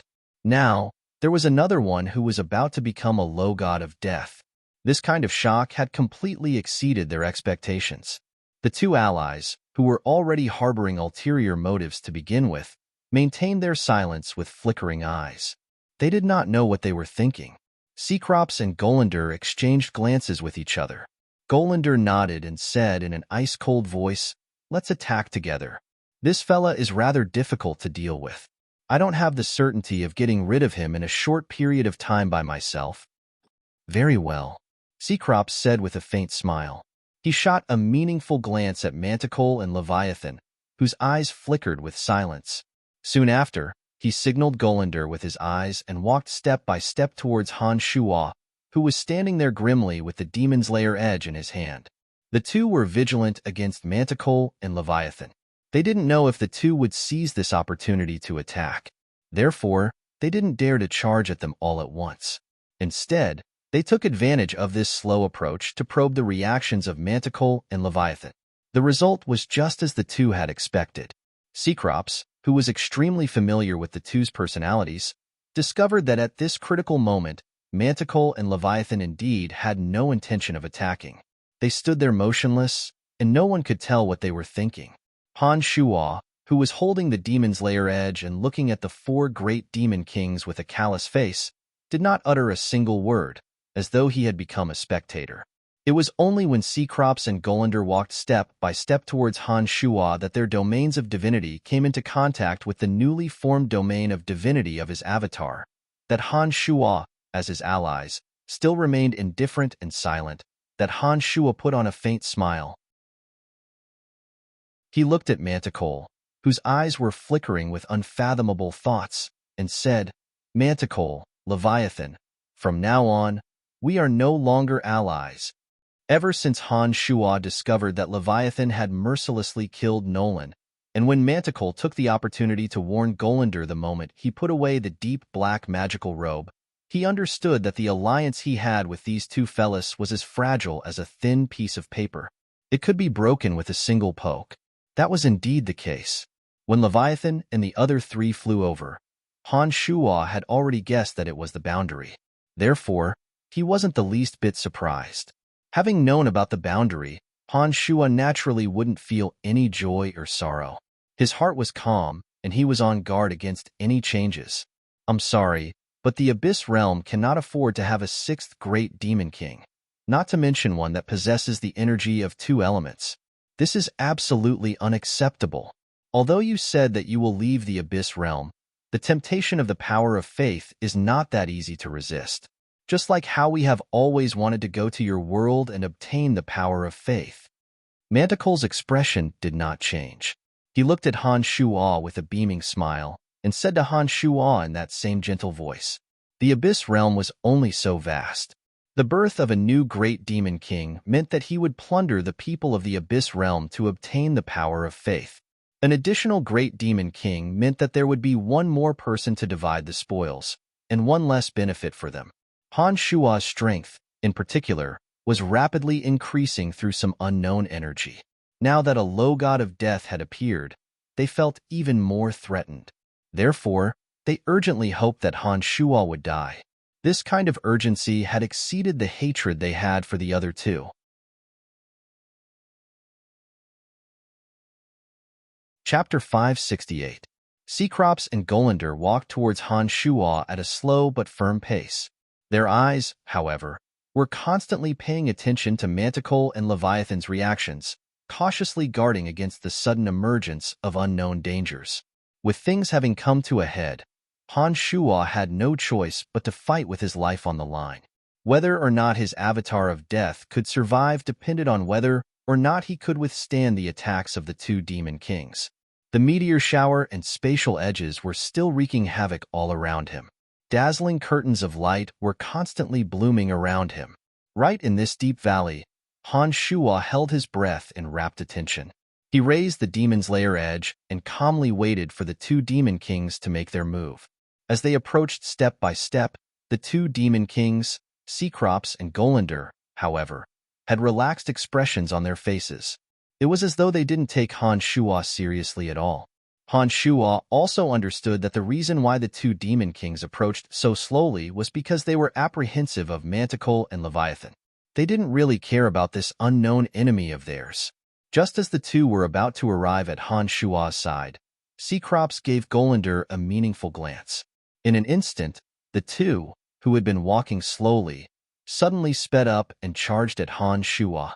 The two low gods had all their divine energy concentrated in their limbs.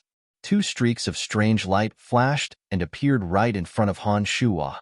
The demon's lair edge glowed brilliantly and transformed into another Han Shua in an extremely short period of time. A ruthless energy capable of destroying the world suddenly erupted.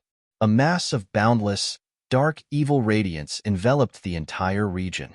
The two demon kings were too fast. Just as the demon's lair edge transformed into a mass of dark radiance, they had already charged in. Having absolute confidence in their strength, the two demon kings didn't put up any resistance against the darkness. They courageously charged straight at Han Shua based on their instincts. Rumble. An earth-shattering explosion sounded from the center of the darkness. Wisps of needle-like electricity shot out in a large area in the darkness. Two sharp howls sounded from the two demon kings' mouths at nearly the same time. Amidst the deafening explosions, the two demon kings who were charging courageously at Han Shua retreated at an even faster speed, as though their butts were on fire. Hundreds and thousands of rays of light followed the two like ghostly shadows.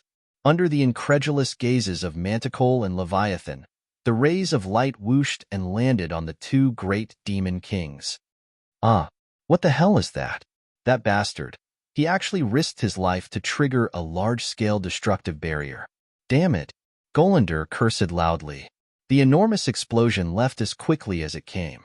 The rays of light dispersed and the darkness vanished without a trace.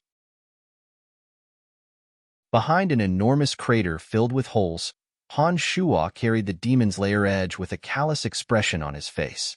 The corners of his mouth hooked into a hint of ridicule as he coldly watched the two demon kings shrieking. The pearls of annihilation he refined in War Demon Valley were indeed effective. When the two demon kings retreated in panic, Han Shua understood that the two demon kings had been hit at the same time. The pearls of annihilation could create a large-scale explosion and had a miraculous effect against a large number of enemies. However, as the two demon kings were low gods, the damage that the pearls of annihilation could cause to them was limited. However, the attack of the pearls of annihilation wasn't limited to just this. Within the large-scale explosion, the soul piercers that shot out from the pearls of annihilation were the real killer. The soul piercers were a kind of bizarre and offensive demonic weapon that specifically targeted the soul. For those whose souls weren't strong enough, a single soul piercer was enough to annihilate both their body and soul. Even a godly expert whose soul could fuse with the elements of heaven and earth would need to expel the soul-devouring evil energy of the soul-piercers as soon as possible. Otherwise, the longer the battle dragged on, the greater the damage they would suffer. Cecrops and Leviathan, the two demon kings, did not really take Han Shuo seriously. In addition, they did not think that Han Shuo would dare to break the rules of the Abyss. Therefore, they attacked Han Shuo directly. Unfortunately, Han Shuo had many tricks up his sleeves. In addition, he had made preparations beforehand. Therefore, he was able to fully unleash the power of the Pearls of Annihilation and teach them an unforgettable lesson. As for the rules of the Abyss and the boundaries that densely covered the surroundings, Han Shuo had no scruples at all. Death could happen at any time. Where would he find the time to care about other things? The explosion of the Pearls of Annihilation covered a wide area. Moreover, the area that Han Shuo was in was surrounded by boundaries. Therefore, after a deafening rumble, several boundaries were triggered. All of a sudden, fierce winds howled, sand and pebbles flew, and thunder rumbled. With Han Shuo at the center, the attacks formed by several boundaries enveloped everyone. At this moment, the two demon kings, Cecrops and Golander, were still doing their utmost to purge the soul-piercers from their souls. They were cursing Han Shuo's treacherous and ruthless methods in their hearts, but they still had to defend against the aftershocks of the boundaries that appeared one after another around them. Leviathan and Manticore, who had been observing the battle with cold eyes, had their brows deeply furrowed. The two could clearly see that Cecrops and Golander were injured. Given their temperament in the past, they would have seized the opportunity to get rid of the two without the slightest hesitation. However, due to the appearance of Han Shuo, the two did not choose to make their move like they did in the past. After exchanging glances with each other, Leviathan nodded. With a gloomy and cold expression, he said in a low voice, "Cecrops and Golander have fought against us for many years. We know their strengths best. Although they will pose a threat to us if they are alive, it will still be a draw."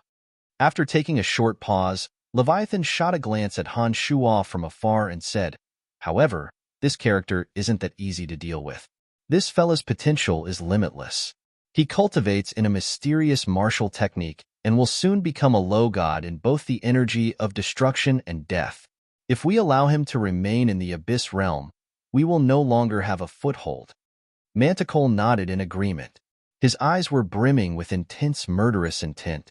He shouted in a deep voice, "This man's potential is limitless.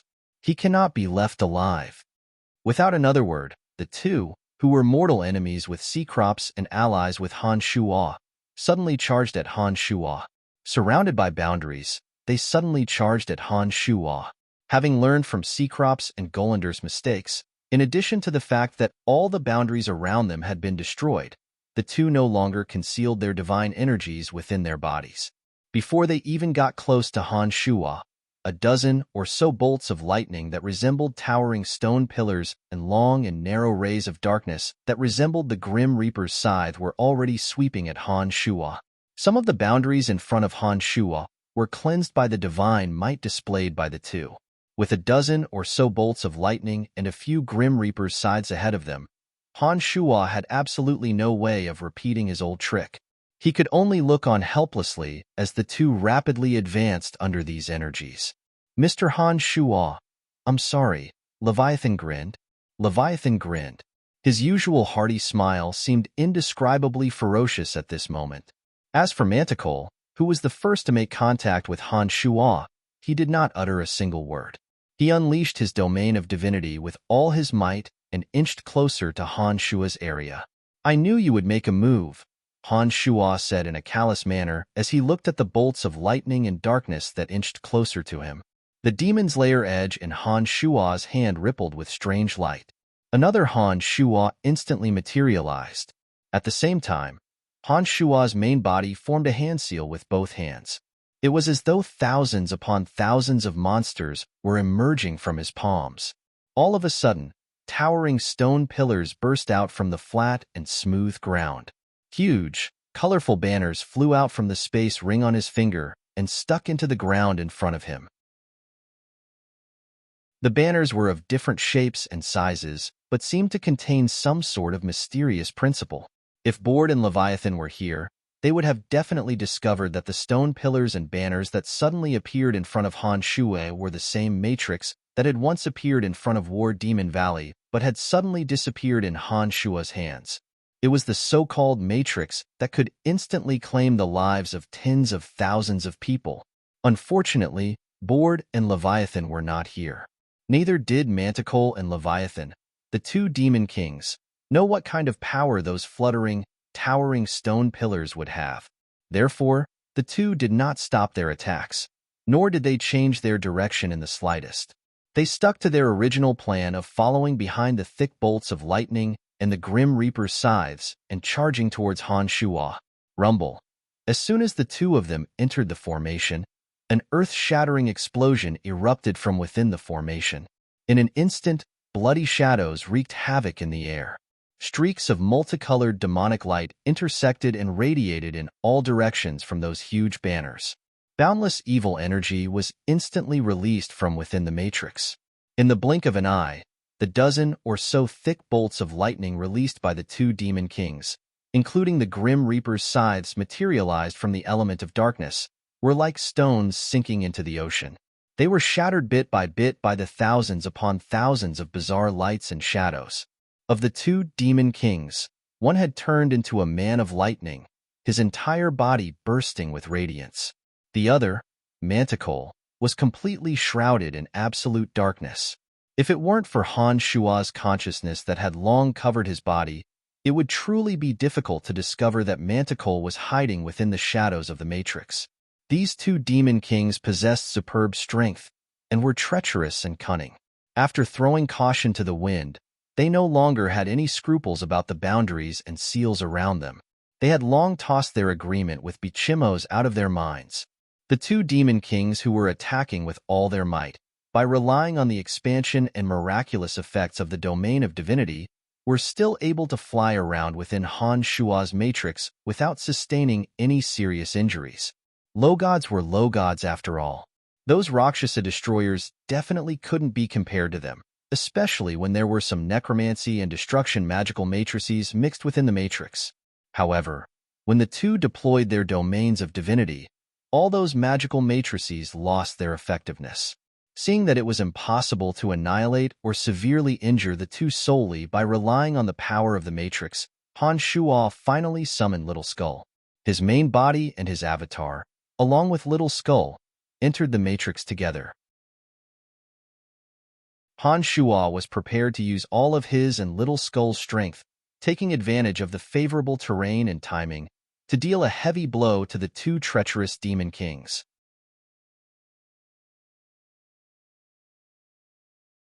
Chapter 569. The formation was deployed by Han Shua. No one was more familiar with its intricacies than Han Shua himself. Little Skull and Han Shua were telepathically connected. Under Han Shua's command, the Little Skull naturally wouldn't be affected by the formation. As soon as they entered the formation, the two flew in the direction of Leviathan.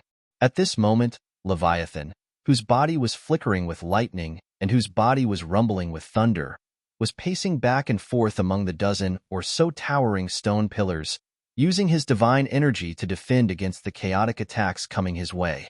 That was a small-scale illusory formation. Those who recklessly barged in without knowing what was going on would be trapped in layers upon layers of illusions, unable to extricate themselves. Although Leviathan was a low god, he knew nothing about the demonic arts of another dimension. Inside the illusory formation, his mind was filled with all sorts of fantasies. All sorts of scenes interweaved into one picture after another, appearing and disorderly in his mind. The illusions had the effect of confusing one's mind. Many people that he once killed were baring their fangs and brandishing their claws at him. At this moment, those unforgettable memories, those frightening things that he had deliberately forgotten, reappeared in his mind with incomparable clarity. They constantly tortured, ravaged, and hammered at his mind. Every one of those who could become a demon king was a cold-blooded and merciless character with an incomparably firm will. With so many negative scenes reappearing in his mind over and over again, any ordinary person would have long lost their mind. In serious cases, they might even go insane. However, despite facing so many things, Leviathan wasn't as unbearable as an ordinary person. He was still able to firmly maintain his mind. With the divine energy in his body, he could feel the boundless strength he possessed. He forcibly shattered the scenes with his own willpower. As a low god, it was obvious that Leviathan wasn't particularly affected by the formation. Based on this trend, as long as he walked through all the scenes that appeared and were shattered by him, he would be able to walk out of the illusory formation and no longer be affected. Han Shuo and Little Skull snuck into the formation. Han Shuo, who had a deep understanding of the essence of the illusory formation, and Little Skull, who was mentally connected to Han Shuo, were not affected by the formation. The two unhurriedly snuck towards Leviathan. Han Shuo's avatar transformed back into the Demon's Lair edge and was grasped in Han Shuo's hand.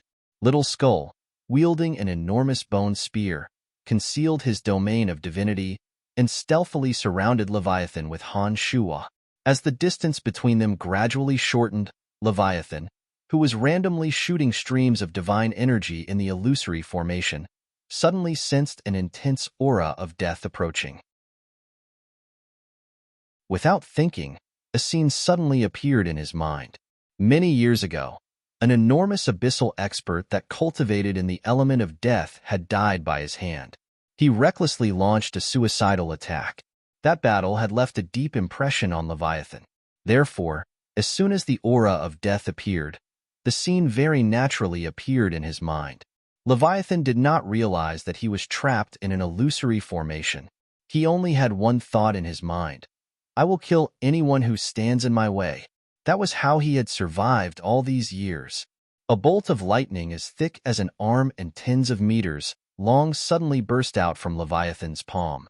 The lightning bolt resembled a crystal dragon. It was dazzling and dazzling. Furthermore, it was extremely agile. Its tail was connected to Leviathan's palm. Divine energy was poured into the lightning bolt. Like a hidden dragon rising to the sky, the lightning bolt charged at Little Skeleton. Han Shuo was startled. He did not expect that Leviathan would discover Little Skull's tracks so quickly. He thought to himself, although Little Skull cultivated in the element of death and possessed a domain of divinity, he is still no match for me in terms of concealing his tracks and concealing his aura. While thinking that, Han Shuo's movements were extremely swift. At the same time that Little Skull slashed down with his long and narrow bone spear, Han Shuo had already closed in on Leviathan. Without the slightest pause, the Demon's Lair edge radiated ominous light in all directions. The energy of destruction that it had been concealing all along suddenly burst out. Although Leviathan's mind wasn't too clear, his instinctive counterattack was still there. In an instant, another scene appeared in his mind. It was the scene of him heading to the northernmost region of the Abyss Realm by himself and challenging the earliest great demon king of the Abyss Realm, Bichimos. At this moment, the scene replayed itself. It was a crushing defeat. To Leviathan, he had never been so vexed and helpless in a battle. Against the oldest great demon king of the Abyss Realm, Leviathan, a challenger brimming with confidence, didn't have the slightest strength to retaliate. He was defeated by that malevolent masked Bichimos with the Edict of Destruction in a very straightforward manner. Of all the illusions that had appeared, only Leviathan had suffered a crushing defeat.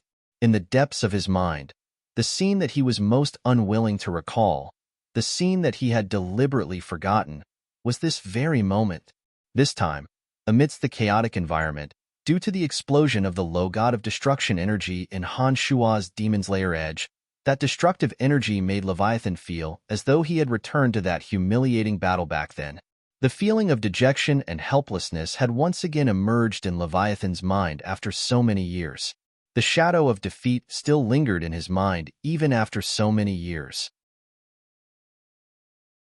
When this scene surfaced, Leviathan, who had been courageously advancing and destroying all the illusions, finally lost his mind.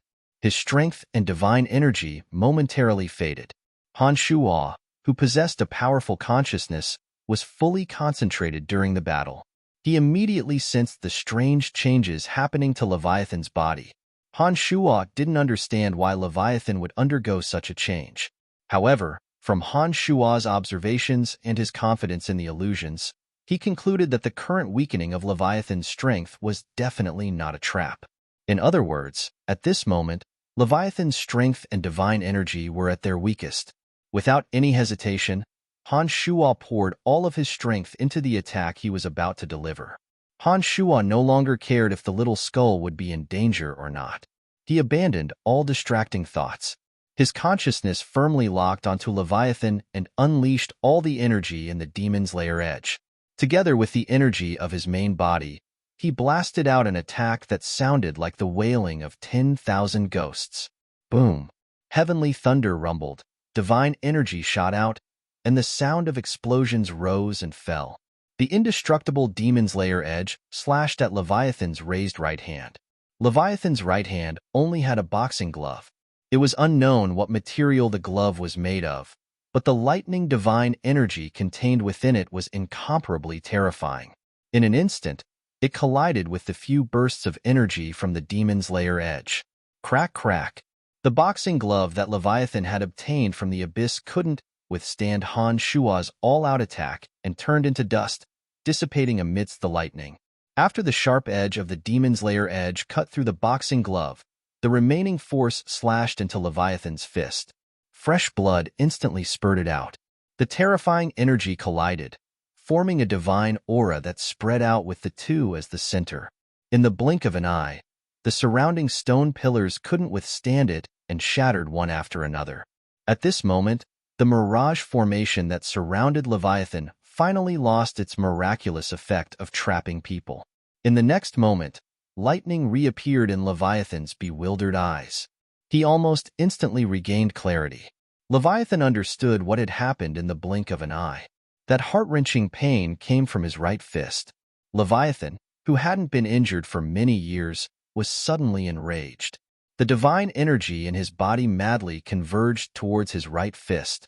Han Shuo immediately felt the surge of divine energy in the demon's lair edge. He raised his head and saw that Leviathan's eyes were filled with rage. Han Shuo immediately understood that Leviathan had regained consciousness. At this moment, Han Shuo didn't have the time to carefully examine the situation around him. His empty left hand also pressed on the hilt of the demon's lair edge. Powerful physical strength, mysterious and unfathomable demonic yuan, surging divine energy of destruction, and the sinister energy of the vile souls of the demon's lair edge all erupted at this moment like a mountain torrent. Before Leviathan's divine energy could gather, a crisp cracking sound was heard. Leviathan's fist was cleaved into two. His fingers were completely shattered. After pressing down, Han Shuo raised both his hands. The demon's lair edge drew an arc in the air and pierced towards Leviathan's neck. The cold radiance of the sharp edge surged with killing intent. Arg! Leviathan howled in extreme pain. His eyes were suddenly filled with terror. He hastily retreated. Suddenly, an intense energy of death came from behind him. That terrifying energy made Leviathan realize that there was a low god cultivating in the element of death behind him. Leviathan didn't know of the existence of Little Skull. He naturally assumed that Little Skull's sneak attack behind him was from Han Shuo, who was on the verge of ascending to godhood. Leviathan felt a chill in his heart. He knew that this battle was fraught with grim possibilities. Perhaps it was because he recalled the illusion he faced against Bichimos. The scar and shadow in his heart seemed to have affected him, giving rise to a feeling of helplessness and cowardice.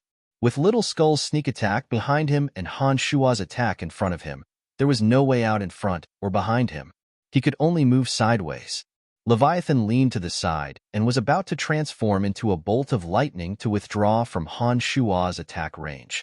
Little did he know that at this moment, Han Shuo's two arms would strangely and rapidly extend.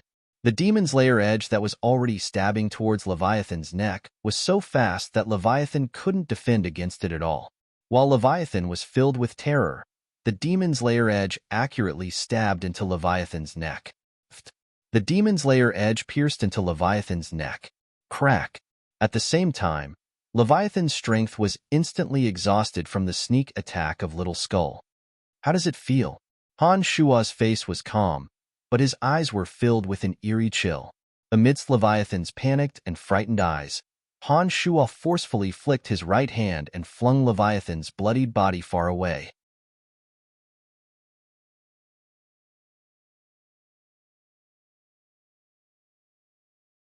Looking at the deathly stillness of absolute darkness before him and sensing the layers upon layers of defensive power of Manticle's energy of darkness, Han Shua understood that his previous idea of taking them down one by one was no longer feasible. Father, let's kill them. One of them is heavily injured. The two of us should be able to deal with them if we work together. Little Skull transmitted. With a bitter smile, Han Shua shook his head and said, if that's the case, both sides will suffer. Moreover, there are two more outside the formation who are on the verge of recovering. If we can't get rid of those two, we won't stand a chance when those two fellas outside remove the corrosive energy of the Soul Piercers. After listening to Han Shua's explanation, Little Skull remained silent for a moment before he transmitted, summon Earth Elite Zombie and the other four to form that great formation. We still have a chance. Han Shua was stunned when he heard those words. He glanced at Little Skull in astonishment and asked in disbelief, will the penta-elemental undead formation formed by the five of them have any effect on these low-god experts? I think it shouldn't be a problem. Back then, I only fused 3 of the 5 energies, and it was already very difficult for me to defend against them. Now, although my strength has increased yet again, the 2 energies that weren't fused in the formation have completely fused. The formation's power can be fully unleashed. It should be able to pose a threat to them, Little Skull explained. Really? Han Shua couldn't quite believe it and exclaimed softly, yes. Little Skull replied straightforwardly. Han Shua knew that Little Skull wasn't someone who would speak without thinking. With Little Skull's assurance, Han Shua was looking forward to the penta-elemental undead formation a little more. After taking a few steps back to another area, Han Shua summoned the 5 elite zombies. Although Han Shua's main body specialized in demonic arts, he could still release necromancy magic. Of course, as his main body had transferred most of his energy of death to his avatar of necromancy, he naturally couldn't use necromancy magic as freely and skillfully as his avatar. However, a simple summoning incantation wasn't a problem. As soon as the incantation ended, the 5 elite zombies appeared before Han Shua. As it was a crucial moment, Han Shua wasted no time. As soon as the 5 elite zombies appeared, he immediately ordered them to set up the penta-elemental undead formation. Han Shua had already gotten in touch with the necromancy major when he discovered that Leviathan had ruthlessly killed his subordinate. Little Skull had also prepared a countermeasure in advance, and the 5 elite zombies had obviously been aware of the situation. Without a word, the 5 elite zombies dispersed according to the directions of the penta-elemental undead formation and concealed themselves in a circular shape. Now that the 5 elite zombies were ready, all Han Shua needed to do was to lure Leviathan and Manticle into the formation. After communicating with Little Skull, Han Shua headed towards the land of absolute darkness alone. He planned to use the high speed of demonic arts and his familiarity with the formation to lure the 2 demon kings over.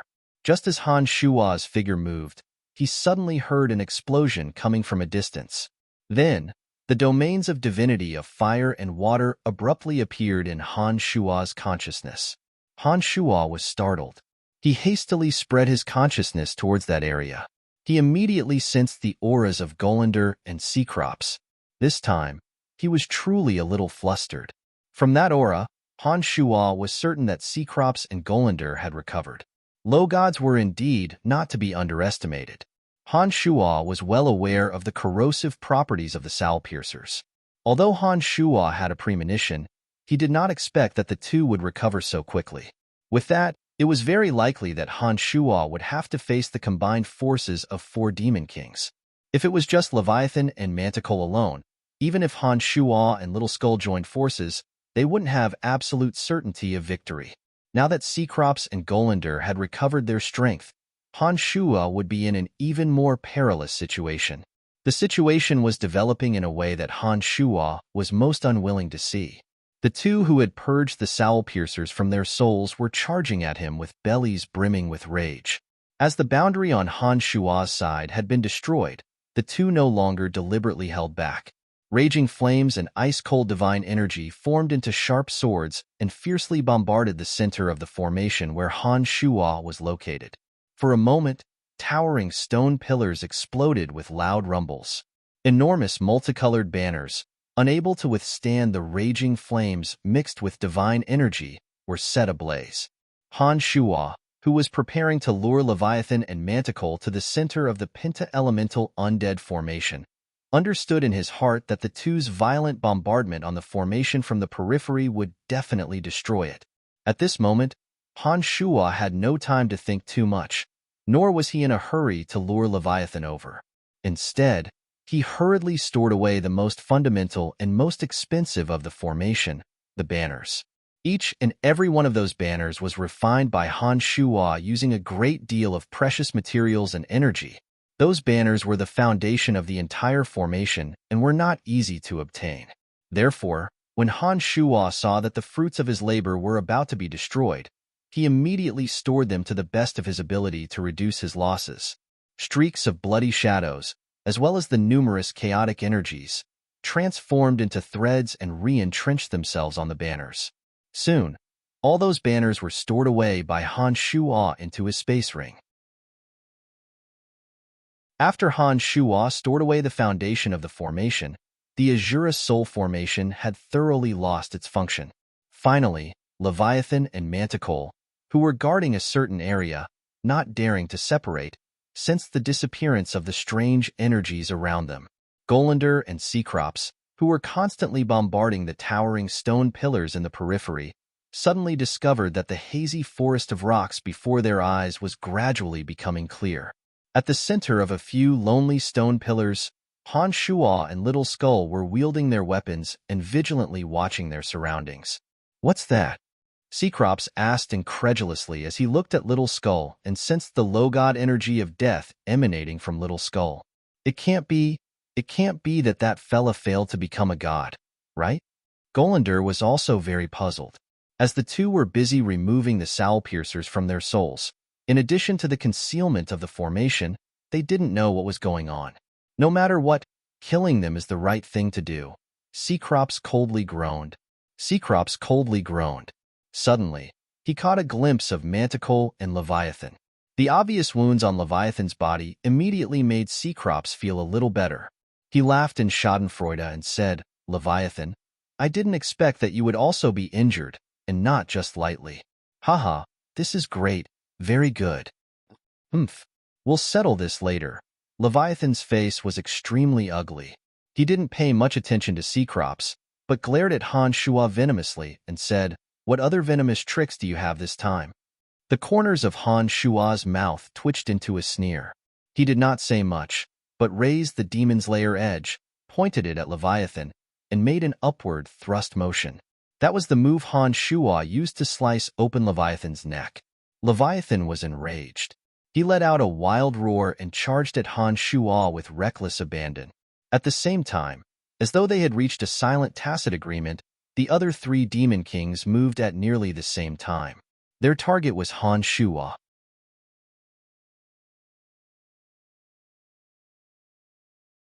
Chapter 571. The four domains of divinity of water, fire, lightning, and darkness were released simultaneously. The four demon kings rushed over and merged their domains of divinity together. When the four finally got close to Han Shua and Little Skull, the domain of divinity of death released by Little Skull also merged with the other domains of divinity. In an instant, the five elemental energies around Han Shua converged and formed a terrifying airflow that spread in all directions. Rumble, rumble, rumble. The earth-shattering sound of explosions suddenly boomed around Han Shua and the little skeleton. In the short span of a few breaths, the remnants of the Matrix Foundation around the two were obliterated by the explosion. The towering stone pillars turned into dust that filled the sky. The sparkling and translucent magical crystals couldn't withstand the pressure and melted into liquid. The mounds that were arranged according to the pattern of the Shura Soul formation turned into dilapidated craters amidst the deafening explosion. Everything was completely wiped out the moment the five domains of divinity surged. After the explosion, with Han Shuo and Little Skull at the center, not a single piece of intact rock remained within 100 meters. The earth had collapsed and was a scene of desolation. Except for Han Shuo and Little Skull, who still stood proudly in the center, all traces of the Matrix had been razed to the ground. Not a single trace was left.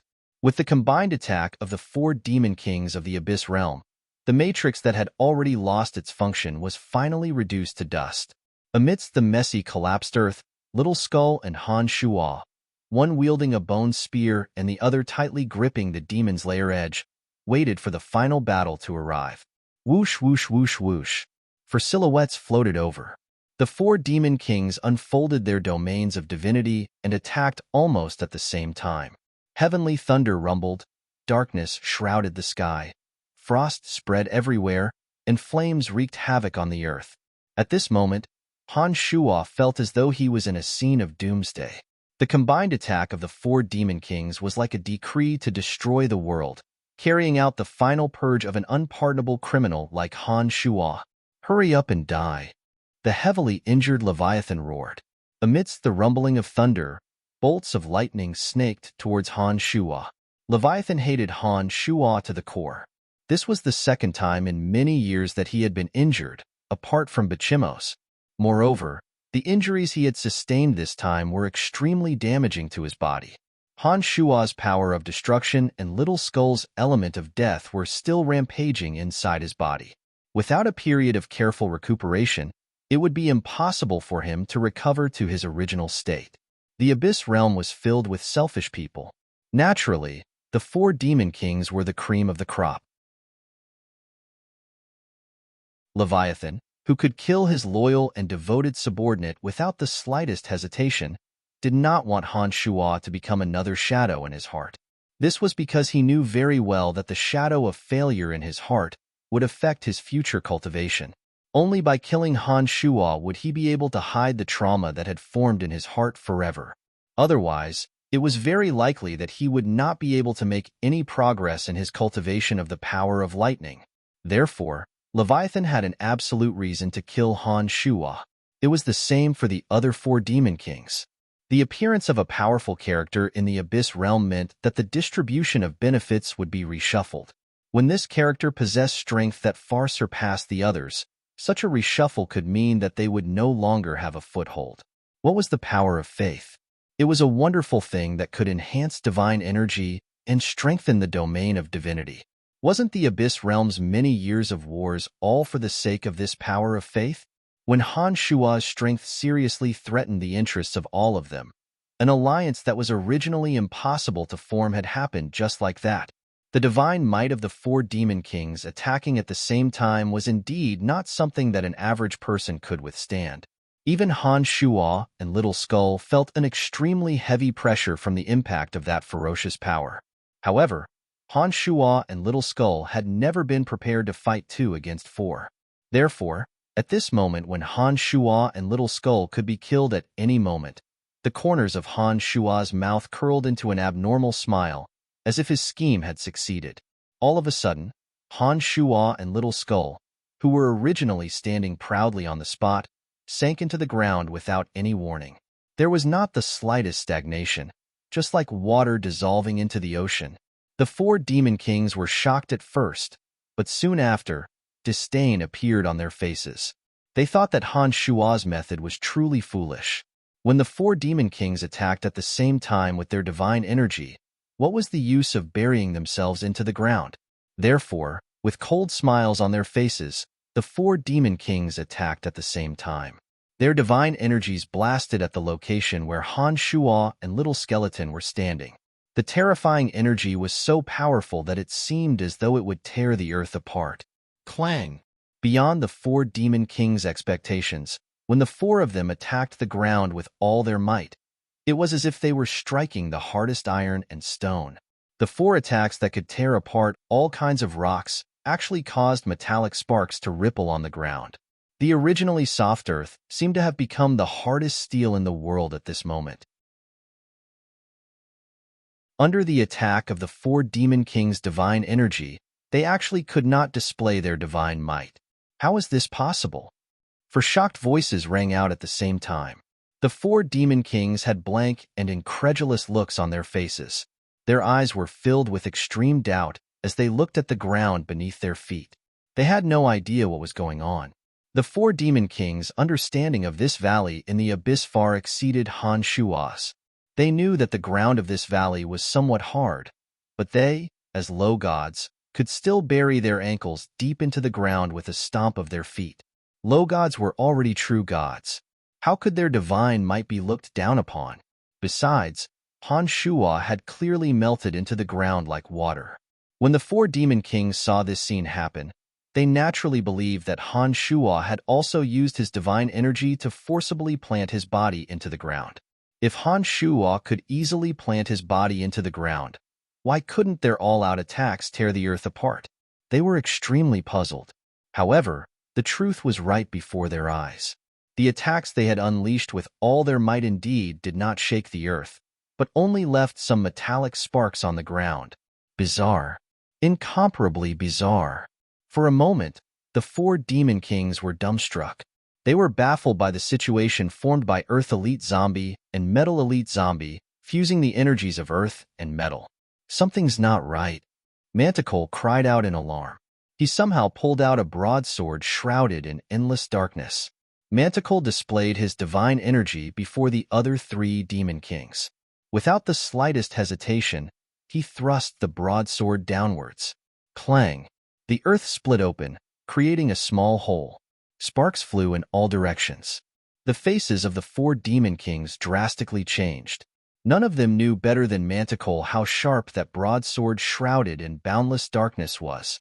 Wielded by Manticore, who possessed astonishing offensive power, such a sharp broadsword could only leave a tiny dent on the ground when it was chopped down at full force. What did this mean? The hardness of the earth was self-evident. That's too strange. Golander's ice-cold voice was filled with shock and bewilderment. He looked at the unimaginable transformation beneath his feet. His mind was a jumbled mess. Space is changing. Suddenly, Cecrops closed his eyes and yelled loudly. Upon hearing those words, the other three demon kings who still had lingering fears simultaneously raised their heads to look at the sky. The dense smoke that had been lingering in the valley of the abyss rapidly converged in the sky. The originally empty sky suddenly gave off an extremely bizarre feeling of shrinking. At this moment, it was as though the sky had turned into a cage. With a force that baffled the four demon kings, it was gradually increasing the binding pressure and shrinking bit by bit. The four demon kings were the most sensitive to elemental energy. The domain of divinity they formed could constantly absorb the elemental energy between heaven and earth for their own use. When their divine energy was not available, it would replenish the energy they had consumed, allowing their domain of divinity to have other wondrous uses. However, it was at this moment that the four elements that had been constantly converging towards them from all directions suddenly came to a complete halt. This was a situation that had never happened before. It was as though all the elements between heaven and earth had vanished without a trace in an instant. Impossible! The four simultaneously discovered this anomaly and simultaneously cried out. They looked at each other in astonishment. What the F***CK is going on? Leviathan, whose body had suffered heavy injuries, finally couldn't help but curse. This indicated that his mind had been disturbed by the bizarre scene around him, and he had become somewhat unable to keep his cool. The elemental energy is no longer converging towards the domain of divinity. There must be some kind of energy that has affected the flow of the elements. Or perhaps it has cut off the connection between the elemental energy and our region. Cecrops said in a deep voice. This place is rather strange. Let's leave for now, Golander said in a deep voice. Golander suddenly felt a sense of panic that he had not felt for many years. He was extremely unaccustomed to this strange feeling that suddenly welled up. When he spoke, his voice became somewhat hoarse. It must be Han Shua's doing. Golander is right. Let's leave this place first, and then we'll deal with him later. Manticore and Golander were mortal enemies. However, at this moment, he actually affirmed Golander's words. The four looked at each other and saw an unfamiliar emotion in each other's eyes, fear. Who were they? The four demon kings of the Abyss Realm. They were the absolute sovereigns of the Abyss Realm, the most powerful existences in the Abyss that no one had ever dared to challenge.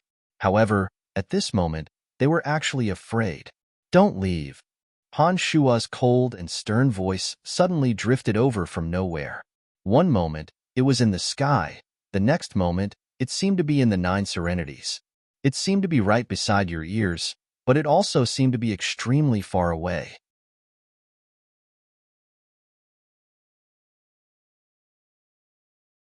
Chapter 572.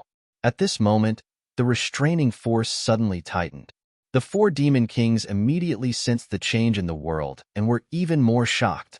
The four naturally understood that the changes in this space were all caused by Han Shua after hearing Han Shua's voice. After experiencing the previous battle, the four demon kings all knew that Han Shua possessed a mysterious and unfathomable martial technique. The changes in the surrounding space gave them an extremely unfamiliar and flustered feeling. This made them very clear that all of this should have been arranged by Han Shua. The four elemental energies no longer poured into the domain of divinity. The ground beneath their feet was as hard as iron and stone. Even Manticle's incomparably sharp broadsword couldn't completely break through it. The pressure that shrouded the hearts of the four gradually began to increase. What a joke. Do you think you alone can stop the four of us? Even Lord Bichimos doesn't have that strength, much less you. Golander's ice-cold voice was filled with bone-chilling disdain. However, his eyes were flickering. No one knew what he was thinking. You have all seen how hard the earth is. It won't be easy for us to break through it. However, the empty sky is the hardest to defend against. I think we should leave from above, Manticle suggested as he raised his head to look at the sky. All right. Golander agreed. Having made up their minds, the four demon kings no longer wasted their divine energy on the ground. They raised their heads to look at the sky and the hazy smoke. The thunderous attacks they launched previously reappeared and blasted towards the sky. Rumble. Thunder rumbled and strange noises sounded from all directions. At this moment, it was as though the sky was falling and the earth was splitting apart. Ear-splitting noises filled the air. However, the empty sky seemed to be filled with pliable cotton. The terrifying divine attacks of the four demon kings felt weak and powerless when they struck the sky, as though they were stones sinking into the ocean. The earth was as hard as iron and stone, while the sky was as soft and tenacious as a sponge. The two attacks were completely ineffective. At this moment, the four demon kings truly began to panic. Fear appeared in their eyes. When they sensed that their connection with the outside world had been cut off, a feeling of powerlessness suddenly emerged from the bottom of their hearts. What should we do? What should we do? The same question arose in the hearts of the four. They looked at each other and didn't know what to do. There was no way out and no way out. This situation was extremely terrible. Even with the four of them working together, they still couldn't leave this strange area. Finally, they became timid. Outside the great battle of the five elemental corpses, Han Shua's expression was incomparably nervous as he gazed at the misty zone. His consciousness and the five elite zombies had a tacit understanding of each other. He could see that the five elite zombies were showing signs of fatigue. After all, a lesser god was already a true god, let alone four. The penta-elemental undead formation, under the joint attack of the four demon kings, had firmly defended against the two waves of attacks from the sky and from the ground. Han Shua was truly proud of the five elite zombies. However, when the four demon kings attacked with all their might, the five elite zombies formed the penta-elemental undead formation and blocked a total of 8 attacks. The five elite zombies were indeed finding it a little difficult to bear the brunt of the attacks. The defensive energy of the earth was the fusion of the energies of metal and earth. The defensive energy of the sky was as soft as cotton, on the other hand, was the fusion of the energies of water and wood. Although the five elite zombies were able to disperse the attacks of the four demon kings by relying on the formation, Han Shua, whose consciousness was connected to the five elite zombies, could clearly sense that the energies in their bodies had been greatly reduced. The penta-elemental undead formation did not only have defensive and binding abilities, but its main strength was also offensive. However, as the strength of the four great low gods was indeed terrifying, and the interval between the two attacks was extremely short, the five elite zombies had no choice but to put all their strength into defense. For a moment, they didn't have any spare energy to organize the offensive characteristics of the penta-elemental undead formation. Han Shuo understood that if the four demon kings were to go berserk and attack the sky or the ground, it wouldn't take long for the penta-elemental undead formation to be broken. After all, the strength of the five elite zombies was limited. There was no way they could withstand repeated exhaustion. While the four demon kings were panicking, Han Shuo, who had been nervously watching the development of the situation, didn't know what to do for a moment. The penta-elemental undead formation was deployed by the five elite zombies. Han Shuo couldn't interfere. If he were to enter the formation, Han Shuo himself would be affected by the formation and wouldn't be able to display his full strength. At this moment, the five elite zombies were digesting the two waves of attacks from the four demon kings. As long as they were able to remove the influence of those energies and unleash the terrifying offensive power of the penta-elemental undead formation at full force, the four demon kings would be exhausted from dealing with the attacks and wouldn't be able to continue attacking the penta-elemental undead formation for a while. Every one of the four demon kings of the Abyss realm was a person with an extremely firm will. Even though they were panicking, they wouldn't go berserk and attack recklessly. According to their thinking, if they missed their first attack, they naturally wouldn't be able to use the same energy to achieve the same effect. It was precisely because they knew nothing about formations that the five elite zombies had the opportunity to catch their breath. Just as the four demon kings were pondering on how to destroy the penta-elemental undead formation with creased brows, the five elite zombies finally recovered from the previous influence. Without the slightest hesitation, the five elite zombies gave up all defensive energy and began to fuse their energies bit by bit, releasing the offensive power of the penta-elemental undead formation to its fullest extent.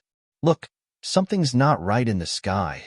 Manticle's brain was spinning at high speed as he thought of a way to break out of this region. He raised his head to look and suddenly cried out in alarm. The other three demon kings simultaneously raised their heads to look at the sky after hearing those words. The sky that was originally filled with boundless fog was suddenly filled with large tracts of burning clouds. The clouds were bursting with fiery light and blazing heat. They were pressing down bit by bit. At the same time, an extremely frightening energy shrouded above everyone's heads. Like those burning clouds, it slowly approached the four demon kings below. Rumbling noises suddenly sounded from the tranquil earth. Trenches were suddenly torn apart. Sharp awls as hard as iron and stone suddenly pierced out from the depths of the earth. They shot straight at the four demon kings as though they had eyes of their own. The barren region was suddenly filled with vines. They wriggled like vipers and coiled towards the four demon kings. In the void above their heads, under the pressure of the burning clouds, the golden cudgel turned into a lofty mountain. It carried an incomparably frightening gravitational force and completely enveloped the entire region with the momentum of Mount Tai. Amidst rumbling explosions, it rumbled towards the four demon kings. The golden cudgel continued to grow in size until it filled the entire sky. Unless the four demon kings were buried deep underground, they would have nowhere to retreat to.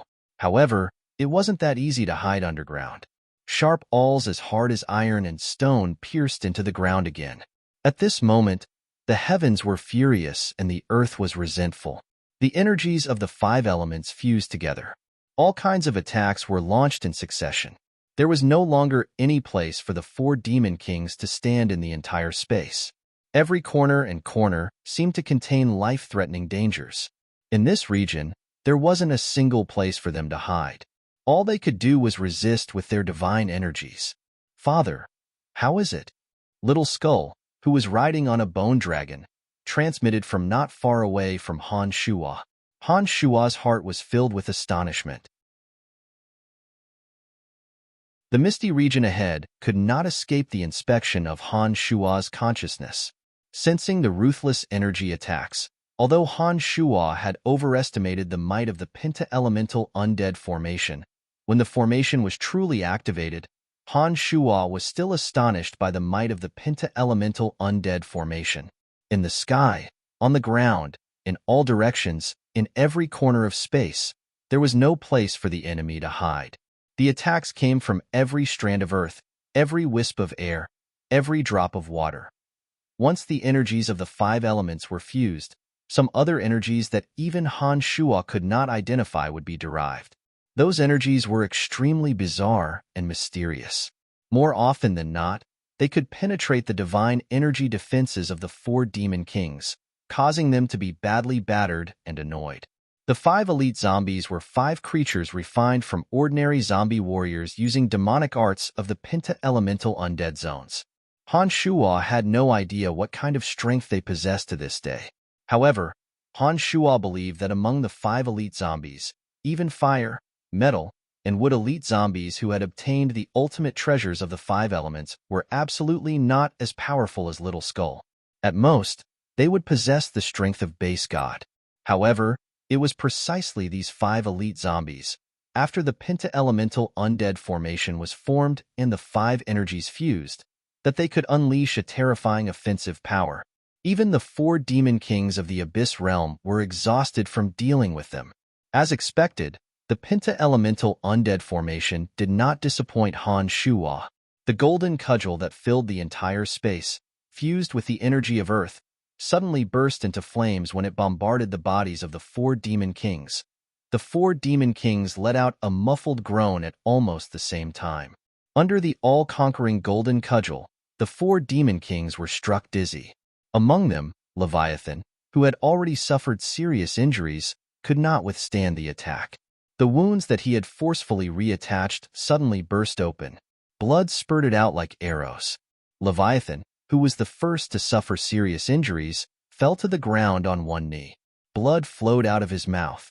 As though it knew to attack the weak first, the energies of the penta-elemental undead formation instantly converged on Leviathan's body. For a moment, hundreds and thousands of rays of light bombarded Leviathan's body, flashing and disappearing from his body. "Save me! Save me!" Leviathan was terrified. He looked at the other 3 demon kings and cried out in pain for the first time. Bang! Like a firework explosion, Leviathan's divine soul and divine body were suddenly annihilated. This low god was truly killed.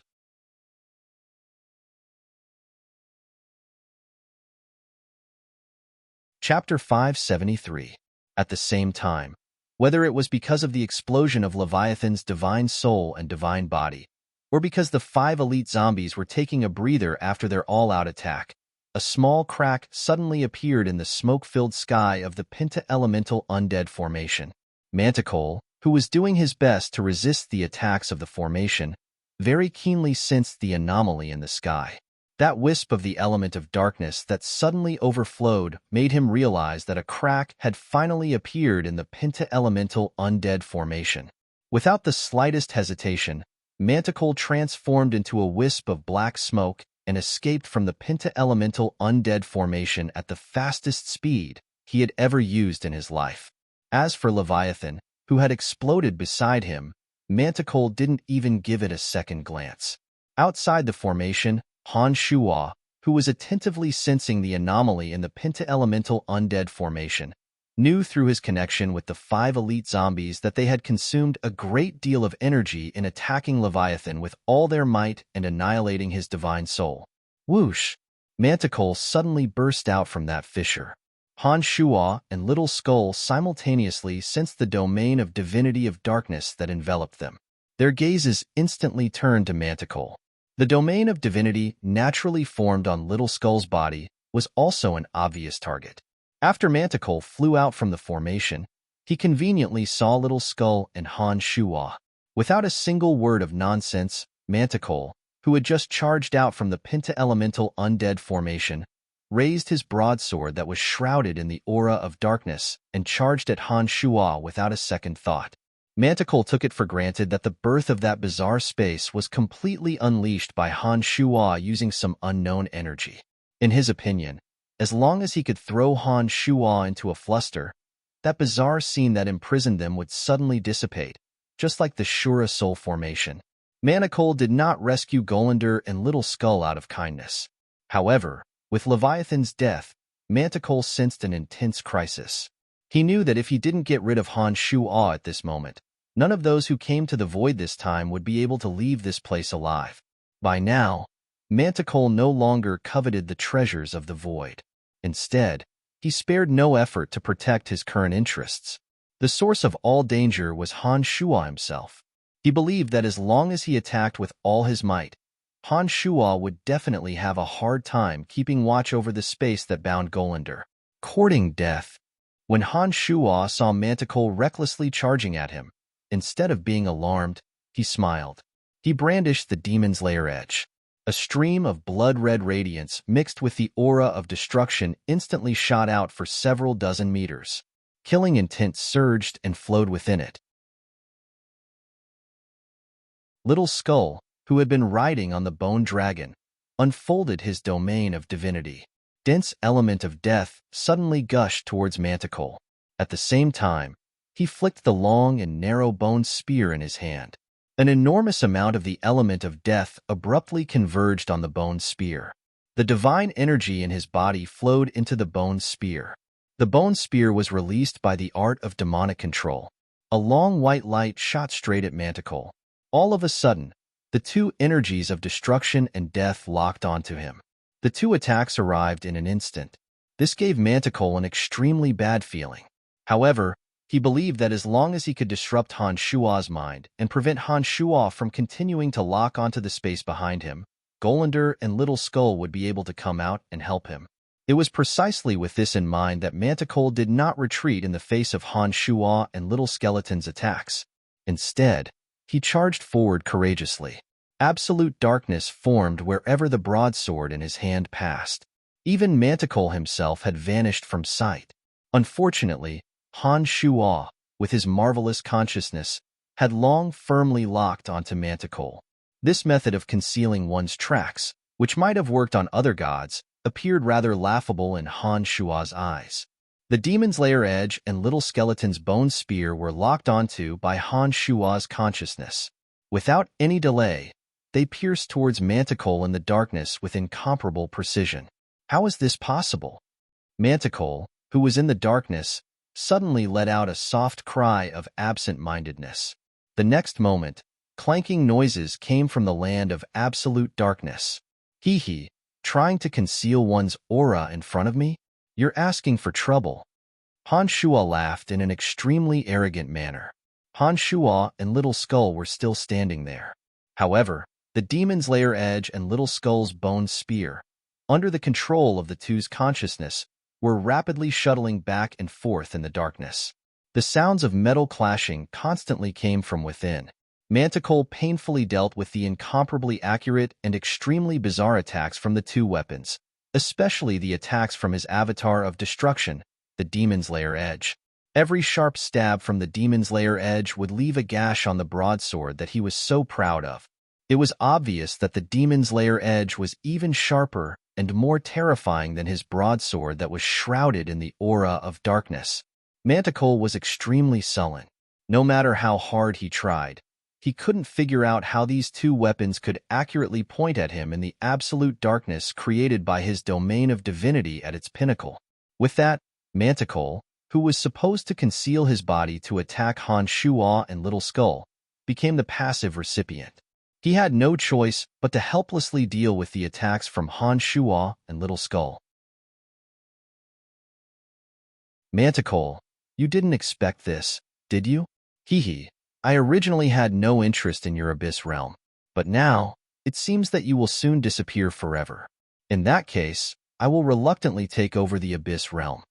The Demon's Lair edge, which had transformed into an avatar, had a soul of its own. While attacking Manticore, it suddenly spoke in a clear human voice. Manticore could no longer contain the shock in his heart. His mind was in chaos and his hands were slow.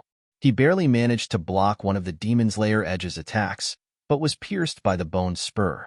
The divine energy of death took the opportunity to invade Manticore's body. Manticore's eyes were filled with terror. In a flurry, he diverted a portion of his divine energy to resist the invasion of the divine energy of death in his body. Manticore watched as the demon's lair edge ruthlessly slashed at him, and listened to that voice. This bizarre scene made Manticore even more flustered. "Are you afraid? Hee, don't be afraid. You are about to die." The demon's lair edge was still jabbering incessantly to disturb Manticore's mind. When those sarcastic words fell into Manticore's ears, they seemed to have become symbols that hastened his death, making him even more flustered and helpless. Outside the absolute darkness, Han Shuo wore a sinister smile on his face. He slowly took out a pearl of annihilation from his space ring and communicated with Little Skull. A strange light flashed. The pearl of annihilation suddenly shot at Manticore, who was desperately defending himself. At the same time, the demon's lair edge and Little Skull's bone spur that had been pestering Manticore like a vengeful spirit suddenly vanished without a trace. Manticore felt the pressure on him ease. However, he was rather puzzled. He couldn't understand why those two extremely annoying weapons would suddenly vanish at such a crucial moment. "Oh no," Manticore cried out in his mind, because he saw that sphere flying towards him.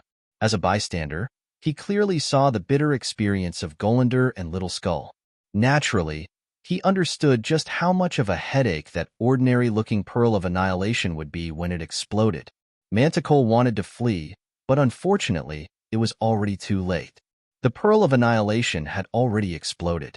An earth-shattering sound was heard, followed by a miserable howl. After the explosion, Manticore's body was riddled with cuts and bruises.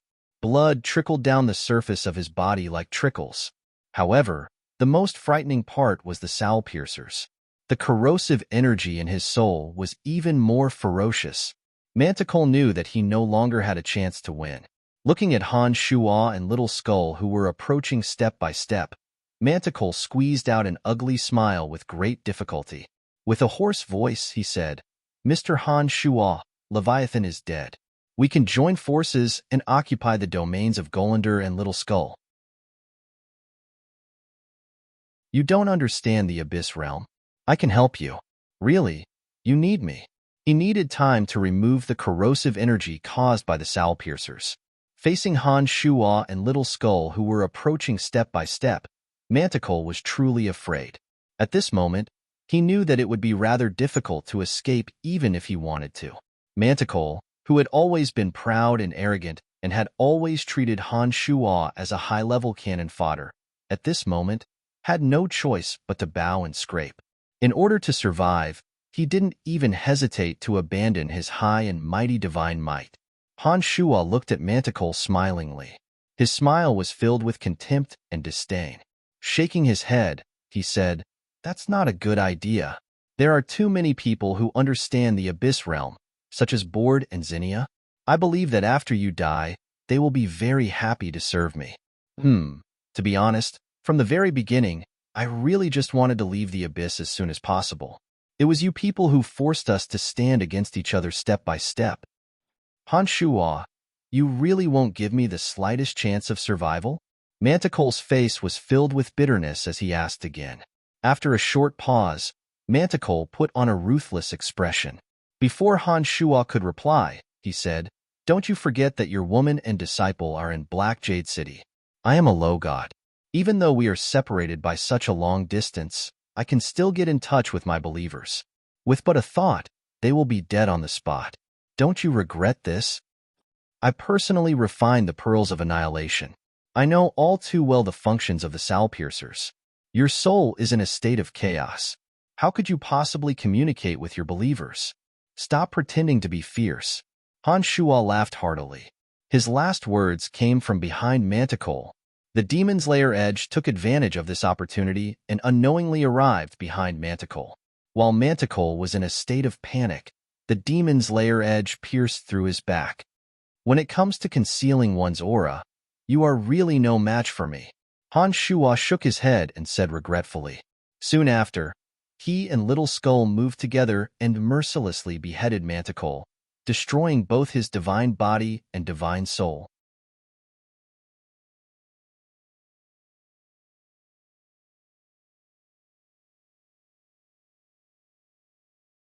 The already exhausted Cecrops and Golander had expended more than half of their divine energy in the penta-elemental undead formation. Now that they were faced with such a ferocious attack, their morale was instantly extinguished. Amidst the dazzling radiance, cracks actually appeared on Golander and Cecrops' domains of divinity. They could no longer isolate the energy of other energies from entering their domains of divinity. The two had also consumed a great deal of their divine energy in this attack. They were once again bombarded into the center of the penta-elemental undead formation. After the first attack, Han Shuo and Little Skull did not stop. They launched even more ferocious attacks on Golander and Cecrops. Seizing this opportunity, Han Shuo's avatar of death that had just become a low god unleashed the magic soul tremor with all its might and ruthlessly bombarded the divine souls of Golander and Cecrops. Han Shuo's main body's consciousness did not remain idle either. Together with the magic soul tremor, they pierced into Golander's divine soul like a sharp knife, inflicting heavy damage on it. Whoosh! Whoosh! Two shadows rapidly shot towards Golander and Cecrops, who were at their weakest. Han Shuo's sharp eyes could tell at a glance that they were Fire Elite Zombie and Water Elite Zombie. The situation was extremely bizarre. When Water Elite Zombie struck Golander's body, he suddenly turned into liquid and tunneled into Golander's brain through his 7 apertures. It was the same for Fire Elite Zombie. He seemed to have turned into wisps of sparks, first burning Cecrops' body, and then into Cecrops' brain. Golander and Cecrops, who were struggling fiercely, abruptly stopped their deathbed counterattacks. Under the sneak attack of Soul Tremor and Han Shuo's consciousness, the duo's extremely weak divine souls suffered a devastating blow from the heavy strikes of Water Elite Zombie and Fire Elite Zombie. Their consciousnesses gradually collapsed and dispersed. Miraculous changes were happening to Water and Fire Elite Zombies. Although Han Shuo had no idea how the two did it, as the two were refined from Han Shuo's blood essence, he could clearly sense that the two were forcibly taking over the 2 demon kings. Their divine energies, divine souls, and divine bodies were all being absorbed by the 2 fellas amidst the miraculous changes. Father, help us. Their consciousness has yet to disperse. Water Elite Zombie suddenly transmitted. Han Shuo, who had been keeping a close eye on the bizarre transformation, suddenly sensed the final counterattack of Golander and Cecrops' consciousness, as though they were going to perish together. When Golander and Cecrops discovered that their consciousness was gradually dispersing, they did their utmost to reassemble their souls as though they were experiencing a last burst of energy, wanting to transmit a command to Han Shuo to perish together. These 2 demon kings were first bombarded by the Pearls of Annihilation, then tortured by the Soul Piercers, then tortured by the penta-elemental undead formation. Their divine energies, divine bodies, and divine souls were all in an extremely weak state. Then, Little Skull, Han Shuo, and his 2 avatars attacked with all their might, dealing them a fatal blow in one fell swoop. Their souls were also intensely corroded. The 2 demon kings were actually able to maintain their consciousness after a series of attacks. Their tenacious vitality was indeed frightening. As soon as Water Elite Zombie's message arrived, those thoughts flashed across Han Shuo's mind. The next moment, Han Shuo's avatar of death and main body simultaneously launched frenzied attacks on Golander and Cecrops' souls, doing their utmost to prevent the two's consciousness from reassembling. Han Shuo understood that if he were to allow Cecrops and Golander to reassemble their consciousnesses at this moment and issue the order to perish together, the Water and Fire Elite Zombies would certainly go for wool and come home shorn. They would end up dying here with Han Shuo. Even Han Shuo and Little Skull, who were extremely close to the 2 demon kings, might be affected. Therefore, Han Shuo had no path of retreat. He mustered all his strength to attack the consciousnesses that the 2 demon kings were trying their best to reassemble, frantically preventing their final counterattack. Gradually, the resistance of the 2 demon kings grew weaker and weaker. Under the all-out attacks of Han Shuo's 2 souls, and the corrosion of Water Elite Zombie and Fire Elite Zombie that followed them like shadows, the consciousness that the 2 demon kings barely managed to reassemble gradually weakened. Thank you, Father. They're done for. Haha, this is great. This is great. Fire Elite Zombie transmitted incoherently. It was obvious that he was extremely excited. Concentrate your mind and occupy everything about these two, chided Han Shuo.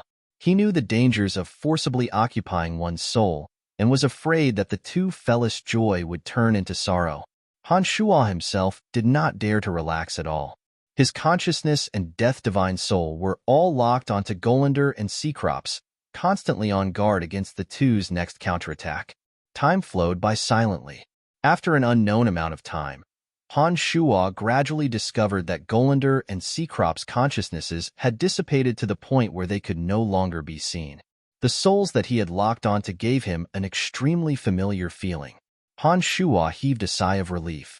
He understood that under the joint efforts of father and son, the consciousnesses of Golander and Cecrops had truly completely dissipated and vanished.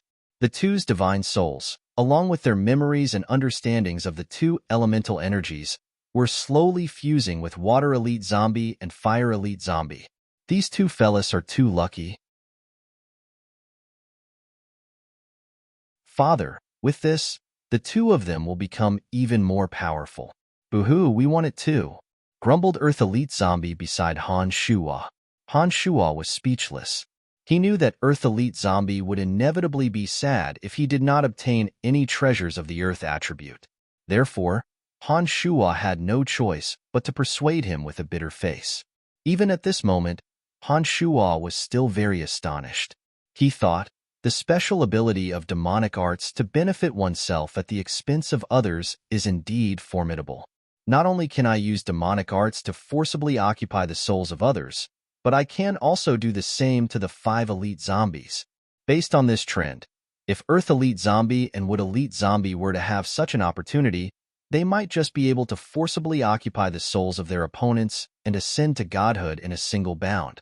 If Water Elite Zombie and Fire Elite Zombie could forcibly occupy Golander and Cecrops, two low gods cultivating in the elemental energy of water and fire, wouldn't Earth Elite Zombie and Wood Elite Zombie be able to forcibly occupy the divine souls, divine bodies, and divine energies of low gods cultivating in the elemental energy of Earth and Edict of Life?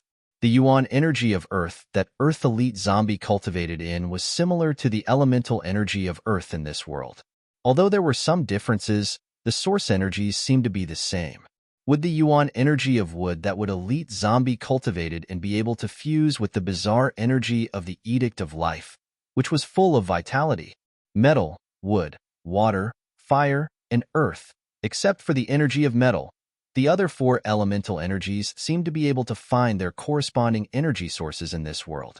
Would Metal Elite Zombie also have the opportunity to find a god cultivating in the rare energy of metal? Looking at the strange changes happening to Earth Elite Zombie and Fire Elite Zombie before him, a series of questions emerged from the bottom of Han Shuo's heart. He seemed to see the scene of the 5 elite zombies ascending to godhood one after another, operating the penta-elemental undead formation to a power that even the inventor could not imagine.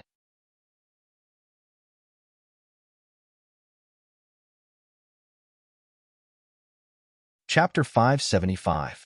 Fire and Water Elite Zombies were still absorbing the energy of Cecrops and Golander. Their divine bodies, divine souls, and divine energies were slowly fusing with Fire and Water Elite Zombies during this process. After an unknown period of time, the Fire Elite Zombie and Water Elite Zombie finally emerged from Cecrops and Golander's bodies. At that moment, the enormous energies of the two energies were completely transferred to Fire and Water Elite Zombies. On the other hand, Cecrops and Golander's bodies had turned into stinking bags of flesh without any signs of life. Han Shuo understood that it would take a very long time for Fire and Water Elite Zombies to completely digest the energies of Cecrops and Golander. This process must not be disturbed. Sensing the chaotic energies within Fire and Water Elite Zombies, Han Shuo thought for a moment and instructed. With a wave of his hand, he recited an incantation and sent the 5 elite zombies back to the netherworld.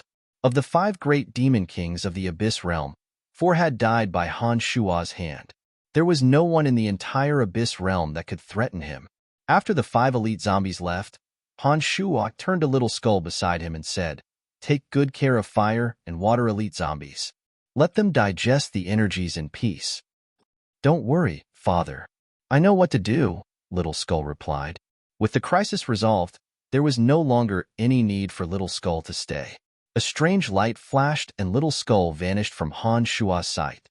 After Little Skull left, his avatars of death and destruction reverted back to the skeletal staff and the demon's lair edge, concealing themselves in Han Shua's body. All the energies had vanished. The energy of all sorts of explosions from the boundaries and the surroundings had also vanished amidst the chaos. After the domain of divinity in the area had completely vanished, Han Shua spread out his consciousness and detected the presence of those demons in the surroundings. After thinking for a moment, Han Shua loudly shouted, "All demons in the surroundings, come here!" Before fighting with Leviathan and the others, the 4 demon kings had a total of 40 demons under them. However, after experiencing the chaos of the boundary, many of them died in the meteor shower and spatial blades, and now there were only 30 left. At first, Leviathan and Golander thought that they would fight each other, which was why they ordered the demons to stay far away. After all, in the Holy Realm, under the divine might, these demons could only die. At that time, the 4 demon kings still hoped that they could continue to be cannon fodder to open up a path for them, so they spared their lives.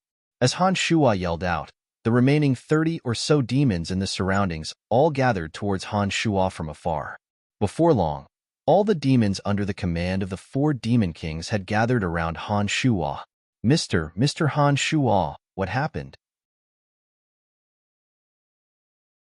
Bored and Zinnia, who had just survived another calamity, hurriedly asked as soon as they arrived and looked at the abnormal situation around them that seemed to be collapsing the sky and the earth. Han Shua's eyes glittered as he scanned the crowd.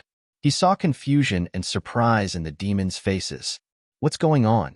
Why has the radiance of faith that Lord Golander applied on me disappeared?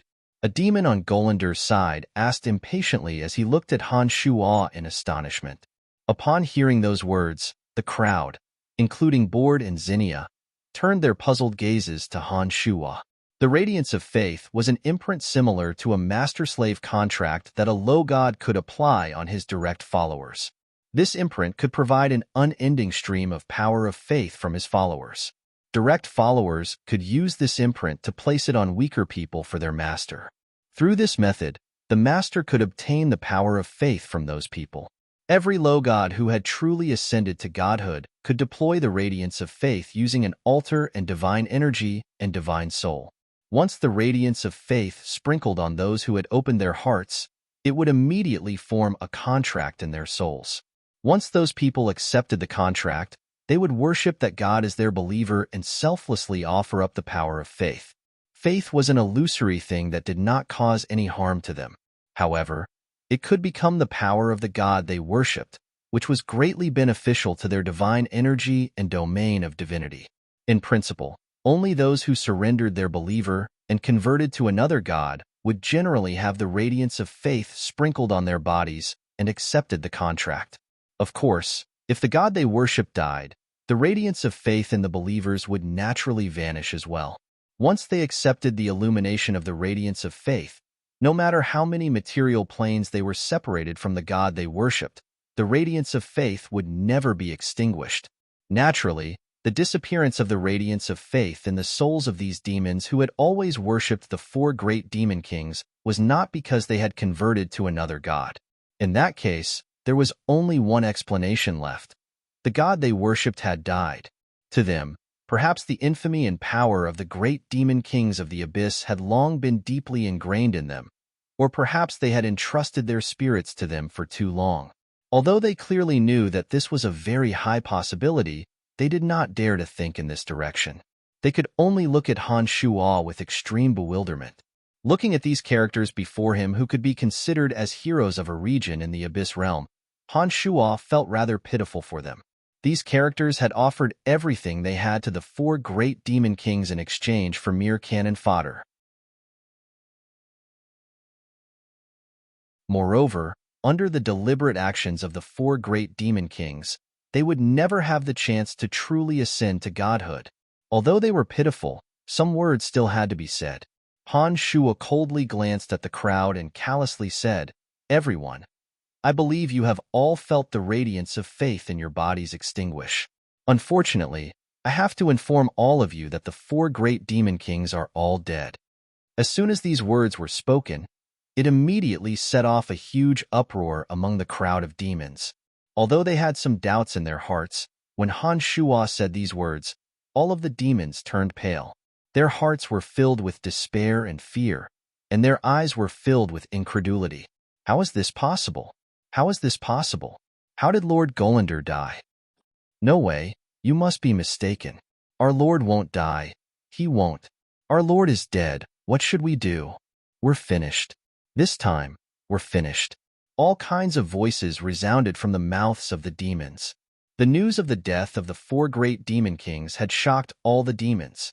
These demons, who were used to obeying the orders of their masters, did not know what to do for a moment. A mess of emotions surged in them, and the panic in their hearts seemed to never be able to calm down. How did my lord die? That demon under Golander's command suddenly glared at Han Shua and roared. "I killed him," Han Shua said grimly. "How did our lord die?" That demon under Leviathan also shouted. "I killed him," Han Shua said again. Bord and Zinnia opened their mouths and were about to say something when Han Shua waved his hand, looked around and proudly said, "Don't ask any more questions. I killed all 4 great demon kings." All the demons shut their mouths upon hearing those words. For a moment, the scene fell into a frightening silence. Those demons looked at Han Shua in disbelief. They simply could not believe what they had just heard. Impossible. Just you alone? You can't even kill a single demon king. How could you possibly kill all 4 of them? One of the demons shrieked in disbelief. 2 rays of light flew out from Han Shua's body and rapidly reappeared next to him. The 2 avatars of Han Shua transformed into 2 other Han Shua. The auras of Low God of Death and Destruction were suddenly released. The 3 Han Shua swept their cold and fierce eyes across the crowd. The avatar of Death began to set up an altar in front of the crowd. The 4 great demon kings wanted to kill me and joined hands to attack me first. Naturally, I wouldn't let them have their way. As a result, all 4 great demon kings were killed, and I was lucky enough to survive. Han Shua said unhurriedly. Under the still stunned and puzzled gazes of the crowd, he continued, "This is the truth. It doesn't matter whether you believe it or not. Now that the light of faith in your souls has vanished, and the subjects of the 4 great demon kings of the Abyss Realm have also lost their faith, the Abyss Realm cannot be without a ruler for even a day. I will reluctantly assume the role of your new god. No, you don't deserve it. I will never accept it." That demon under Golander was extremely resentful towards Han Shua and immediately shrieked. The avatar of Death that was setting up the altar pointed at the demon from afar. The energy of death instantly covered the demon's body. In the next moment, all the bones in the demon's body suddenly protruded out and pierced through his physical body. His soul was swept away by the wave of attacks and instantly turned into ashes. It was a clean death. "You talk too much. Since you can't offer me the power of faith, then there's no need for you to exist anymore," Han Shua, avatar, nonchalantly said. He then continued coldly, "My altar will be ready soon. The light of faith will sprinkle down. Those who disobey, die. Do as you see fit." In the Abyss Realm, the words of the one with the bigger fist were the most effective. Han Shua was well aware of the rules of this realm. Without wasting any time, he directly displayed his absolute power in a domineering and callous manner. "We are willing." As Han Shua had expected, Bord and Zinnia, who had been carefully taken care of by Han Shua, were the first to agree after a brief moment of hesitation.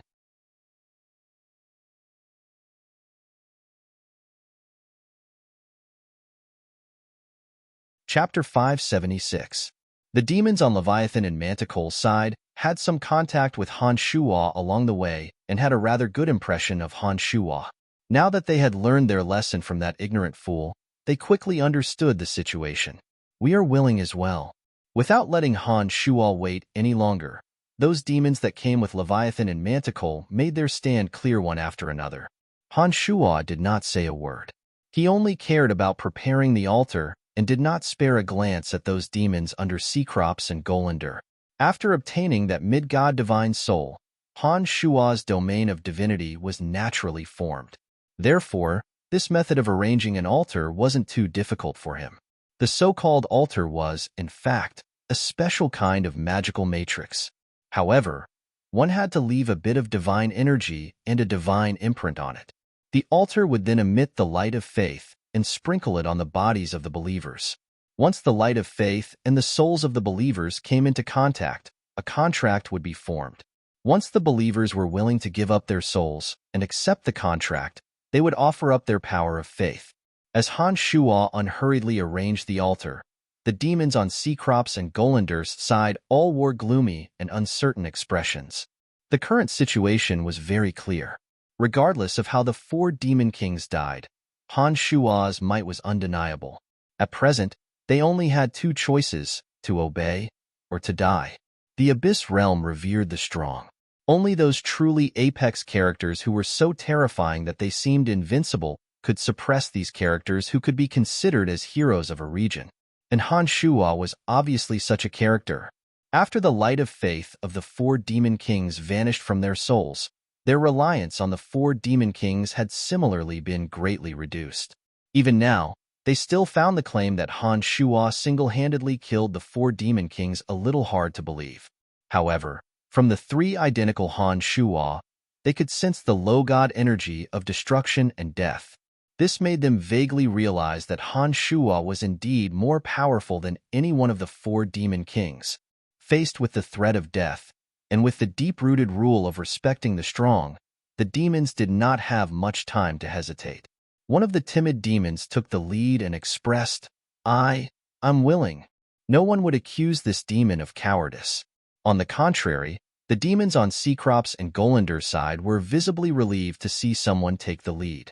Each and every one of them wore humble and reverent expressions as they expressed their stance. It was also at this moment that Han Shuo's altar was finally completed. His avatar of death raised its head, looked around, and said with a faint smile, "A wise man submits to circumstances. Not bad, you're rather tactful. Actually, it's much better for you to follow me than to follow those 4 bastards who died. What can those 4 petty and selfish fellows give you?" Nolan had only obtained a divine weapon of light, but Leviathan had taken the opportunity to destroy her in order to prevent her from becoming a god independently. With the 4 of you, you will forever be nothing more than cannon fodder puppets. After a short pause, he stared at the demons and said word by word, "Actually, all of you are very pathetic." The faces of the demons turned gloomy after hearing those words. In the Abyss Realm, they were all heroes of their own regions, lords of their own cities. Being able to cultivate to the demon realm, they naturally weren't fools. In fact, they knew better than anyone else what Han Shuo had said. This was the 3rd time they had come to the Void, including this time. Everything that had happened in the past and in recent days had made them realize that the 4 demon kings did not see them as humans at all. However, the Abyss Realm was such a place. The 4 lofty demon kings had absolute authority. They, who had handed over their faith, had no complaints even though they knew this was the truth. But now that the light of faith was gone, the 4 demon kings were all dead, and it was Han Shuo's words that these demons began to ponder deeply about what Han Shuo had said for the first time. Seeing that these demons were deep in thought, Han Shuo said coldly, "I'm not a good person either. I'm selfish, and I'm just as vicious to my enemies. However, I won't be so despicable and shameless to my own people. I promise you that I won't be so narrow-minded as to deal with my own people. As long as you have the ability to become gods, I won't stop you." Really? A demon asked in a trembling voice, looking at Han Shuo in disbelief. "You'll see for yourselves in the future." Han Shuo said in a deep voice, "We believe in Mr. Han Shuo. After getting along with you these days, we understand that Mr. Han Shuo indeed takes good care of your own people." Board and Zinnia took the lead to express their stance. "Sure enough, I didn't save you in vain," thought Han Shuo. Although the people of the Abyss Realm were savage and used to fighting, From a certain point of view, the people of the Abyss realm were very easy to tame. And once they were tamed, there would generally be no problem with their loyalty. I'm going to start activating the power in the altar. Get ready. Without saying anything else, Han Shua's avatar of death immediately activated the altar in front of him. The altar suddenly blossomed with a gentle light that sprinkled down like mercury and shone on the demons below. The demons who had long had thoughts of submitting to Han Shua relaxed their minds and accepted the infusion of the light of faith. A wonderful feeling suddenly emerged in Han Shua's heart. It was as though there were dozens of invisible threads connecting him to the demons in front of him. The faintly discernible power was very slowly and gently feeding back from the demons to the avatar of death. This power was so weak that Han Shu would not have noticed it if he had not been attentive. Compared to the divine energy in Han Shua's body, those traces of power were so weak that they were negligible. However, Han Shua understood that those dozens of weak strands of power of faith were indeed filling up his divine energy bit by bit, strengthening his domain of divinity a little. These were just a few dozen demons. The citizens of the 4 demon kings of the Abyss realm numbered in the tens of thousands. With each and every one of them offering their faith to Han Shua, they would become a force to be reckoned with. The dozens of demons in front of him could use the light of faith that Han Shua had left in their minds to transmit his divine will and convert them into his followers. The divine energy of the altar faded. Han Shua dismantled it and stored it in his space ring. The dozens of demons in front of him had all accepted the contract and become Han Shua's followers. With these dozens of demons present, the power of faith of all the citizens of the 4 demon kings' territories would not be able to escape Han Shua's control. In addition, Han Shua had other thoughts in his mind. Han Shua hated some of the people on Profound Continent to the extreme. Originally, he did not wish for the creatures of the Abyss realm to enter Profound Continent. But if these abyssal creatures were all under his command, that would be a whole different story. Back when he was on Profound Continent, the Saintess of the Church of Light and the 6-horned tribal king of the soul race were no longer worthy of Han Shua's attention. As the Saintess of the Church of Light and the 6-horned tribal king of the soul race had independently ascended to base god status, they were perhaps slightly stronger than the demons under Han Shua's command. They seemed to be able to deploy the domain of divinity. However, when Han Shua, who had truly become a low god, recalled the battle between the two of them on the sacred mountain of the Church of Light years ago, he discovered that their so-called domain of divinity was, in fact, nothing more than the subtle utilization of their auras and elemental energies. Although it possessed some of the effects of a domain of divinity, it was not a true domain of divinity. After all, the Saintess of the Church of Light and the 6-horned tribal king of the soul race only possessed base god strength. Although they had independently ascended to godhood, they were not worthy of Han Shua's attention. When this daddy returns, the Saintess, the 6-horned tribal king, and even the primordious dragon will all be swept away by this daddy. When he thought of these people, the unforgettable hatred he felt back then seemed to be clearly replaying in his mind. This caused Han Shua's face to turn gloomy. "My lord, what should we do now?" Bored and Zinnia, relying on their former friendship with Han Shua, asked for the sake of Han Shua even though they saw that Han Shua had a sinister expression on his face. Han Shua noticed the change in the way the two addressed him and understood that they had taken his position seriously. There was a time limit for the Abyss Star Sands to flow back. After Bored and Zinnia became Han Shua's believers, they naturally began to think for Han Shua's sake, hoping that Han Shua would be able to handle the situation here as soon as possible.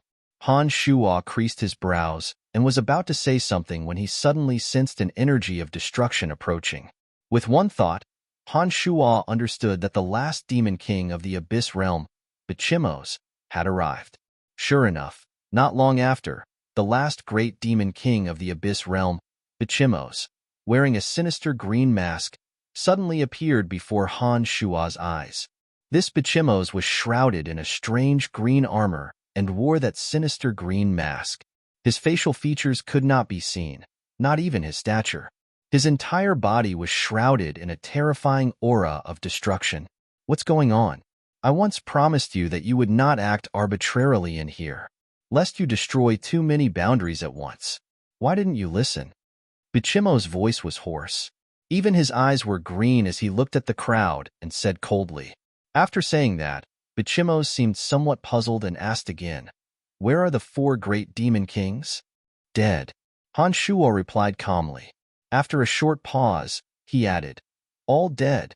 I killed them."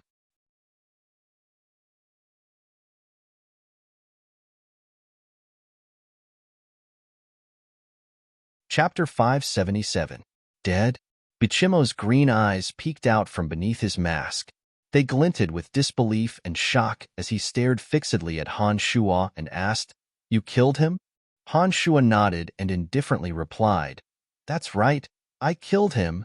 From the words of Leviathan and the others, Han Shuo learned that Bichimos was the first demon king to ascend to godhood in the Abyss realm.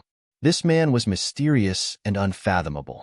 He was the leader of the 5 great demon kings and possessed strength that far surpassed the other 4 demon kings. What puzzled Han Shuo the most was that Bichimos kept a much lower profile than the other 4 great demon kings. Given his strength, he could easily snatch the most believers in a battle. However, he did not do so. The 4 great demon kings also learned of the Abyss from him. When he came to the Abyss, he did not bring any of his demon subordinates with him. He came alone. Bichimo's various actions made Han Shuo feel that this man was very mysterious and peculiar. Therefore, as soon as Bichimos landed in front of Han Shuo's consciousness was fully focused on sensing the aura emanating from Bichimo's body. He could faintly sense his strength from the energy of destruction around him. Even low gods had differences in strength. This Bichimos, who cultivated in the Edict of Destruction, must have stayed in the low god realm for quite some time. From him, Han Shuo sensed energy that was much more powerful than any of the 4 great demon kings. It was also at this moment that Han Shuo finally understood why Bichimos stood aloof from worldly affairs and why the 4 greedy great demon kings never dared to stir up trouble in his territory. Strength decides everything. While Han Shuo was sizing up Bichimos, the most powerful and oldest great demon king of the Abyss realm, his green eyes were filled with astonishment as they focused on Han Shuo. He was also secretly spying on Han Shuo's strength. At this moment, Han Shuo's 2 avatars had yet to conceal themselves within his body. Bichimos immediately and clearly sensed the low god energies of death and destruction. Astonishment! Bichimos, the great demon king who had not shown the slightest trace of emotion for a long time, was extremely astonished when he saw the 3 souls of Han Shuo in front of him. After a long time, the astonishment in Bichimo's green eyes slowly receded. He took a deep breath, and with his hoarse voice, he slowly said, "I believe what you said.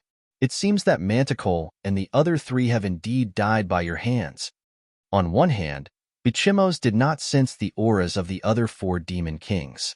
On the other hand, it was because he discovered that Board, Zinnia, and the others had changed their target of worship.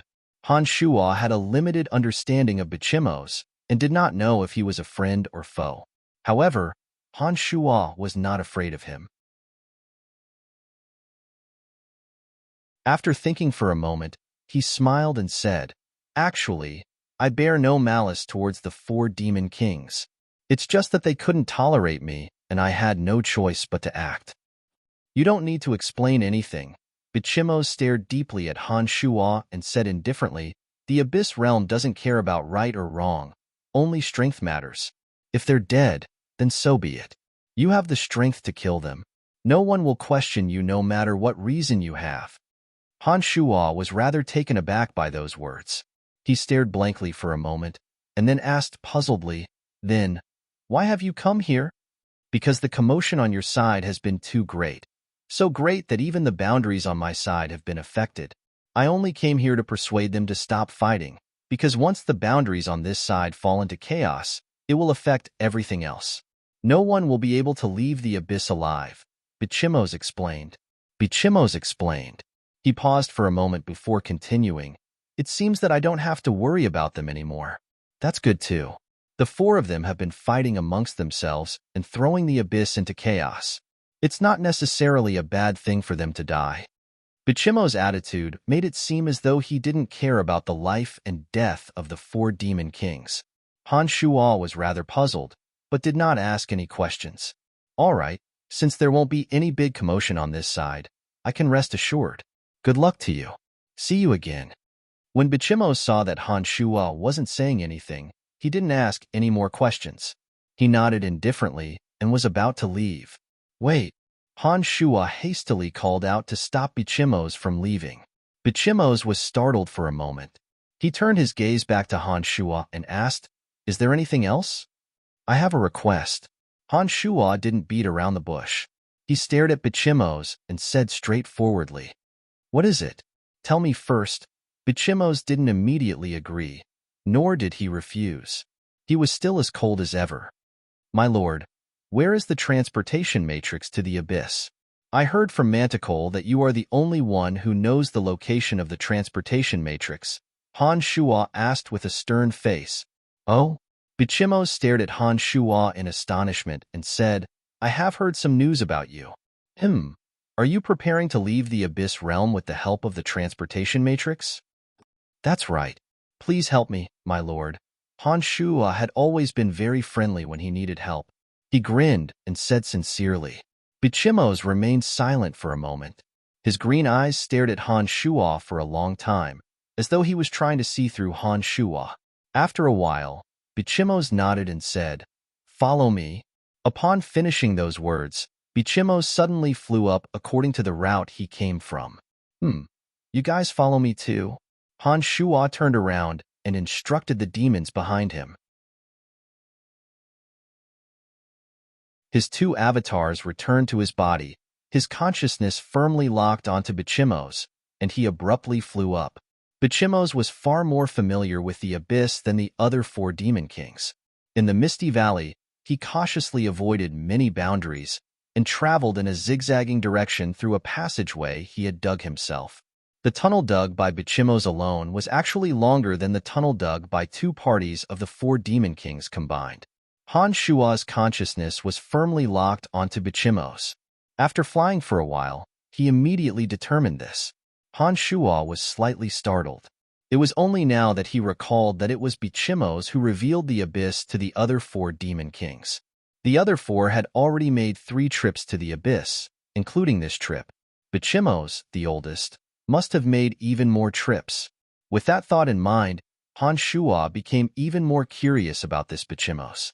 Just as Han Shuo was marveling at the mysteriousness of Bichimo's, he suddenly sensed Bichimo's come to a halt. His silhouette flickered within the boundless fog, and Han Shuo abruptly stood shoulder to shoulder with Bichimo's. "Be careful. Don't go forward recklessly." Bichimo's voice suddenly sounded.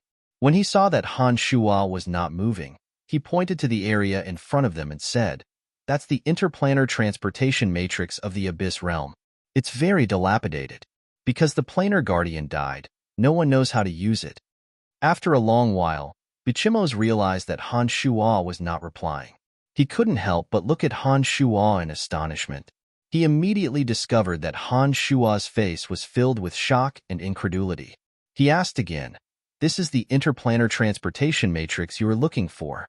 After a moment of hesitation, Bichimo suddenly became a little excited when he saw the peculiar look in Han Shuo's eyes. His voice became gentle and trembling as he asked, You recognize this interplanar transportation matrix?" The ground was littered with white bones and drawings of eccentric high-level undead creatures. The atmosphere of desolation, deathly stillness, and gloom permeated the surface of the structure that had obviously been mostly destroyed. This was another cemetery of death. How could Han Shuo not recognize this place? It was just that this cemetery of death only had a dilapidated wall and a rather intact giant magical transportation matrix. There were no mysterious rooms buried deep into the ground below. Han Shuo, whose heart was filled with astonishment, did not notice the peculiar tone in Bichimo's voice. He nodded and said with certainty, "Of course I recognize it. I really didn't expect it to really be a cemetery of death." Bichimo's green pupils fiercely reflected intense emotional fluctuations when he heard these words.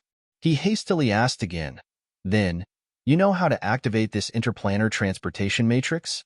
Han Shuo was somewhat surprised. This time, he heard something different in Bichimo's voice. Bichimo's voice was no longer as hoarse as before due to his agitated emotions. It actually sounded a little more elegant. It sounded like a woman's voice? You're a woman? Han Shuo asked in disbelief after being stunned for a moment. No. Bichimo's flatly denied. His voice had regained its hoarseness. He stared coldly at Han Shuo and asked, You can activate this interplanar transportation matrix? I'll only know after I try. Han Shuo answered after thinking for a moment. Then go ahead and try. I'll wait. Bichimo seemed somewhat impatient. Han Shuo was astounded. He discovered that Bichimo's had become rather strange ever since Han Shuo displayed familiarity with this dilapidated cemetery of death. Not only had his hoarse voice become a little more elegant due to his agitation, but even his indifference towards everything had undergone a tremendous change. Han Shuo understood that Bichimo's cared a great deal about this interplanar transportation matrix. After hesitating for a moment, Han Shuo probed, You need to use this transportation matrix? After a long silence, Bichimo's green pupils were incomparably complicated. He nodded indifferently and said in a hoarse voice, Yes, I want to go home. You're tuning in to the Warrior Lore YouTube channel. Don't forget to subscribe and join us on this journey to catch the most captivating stories.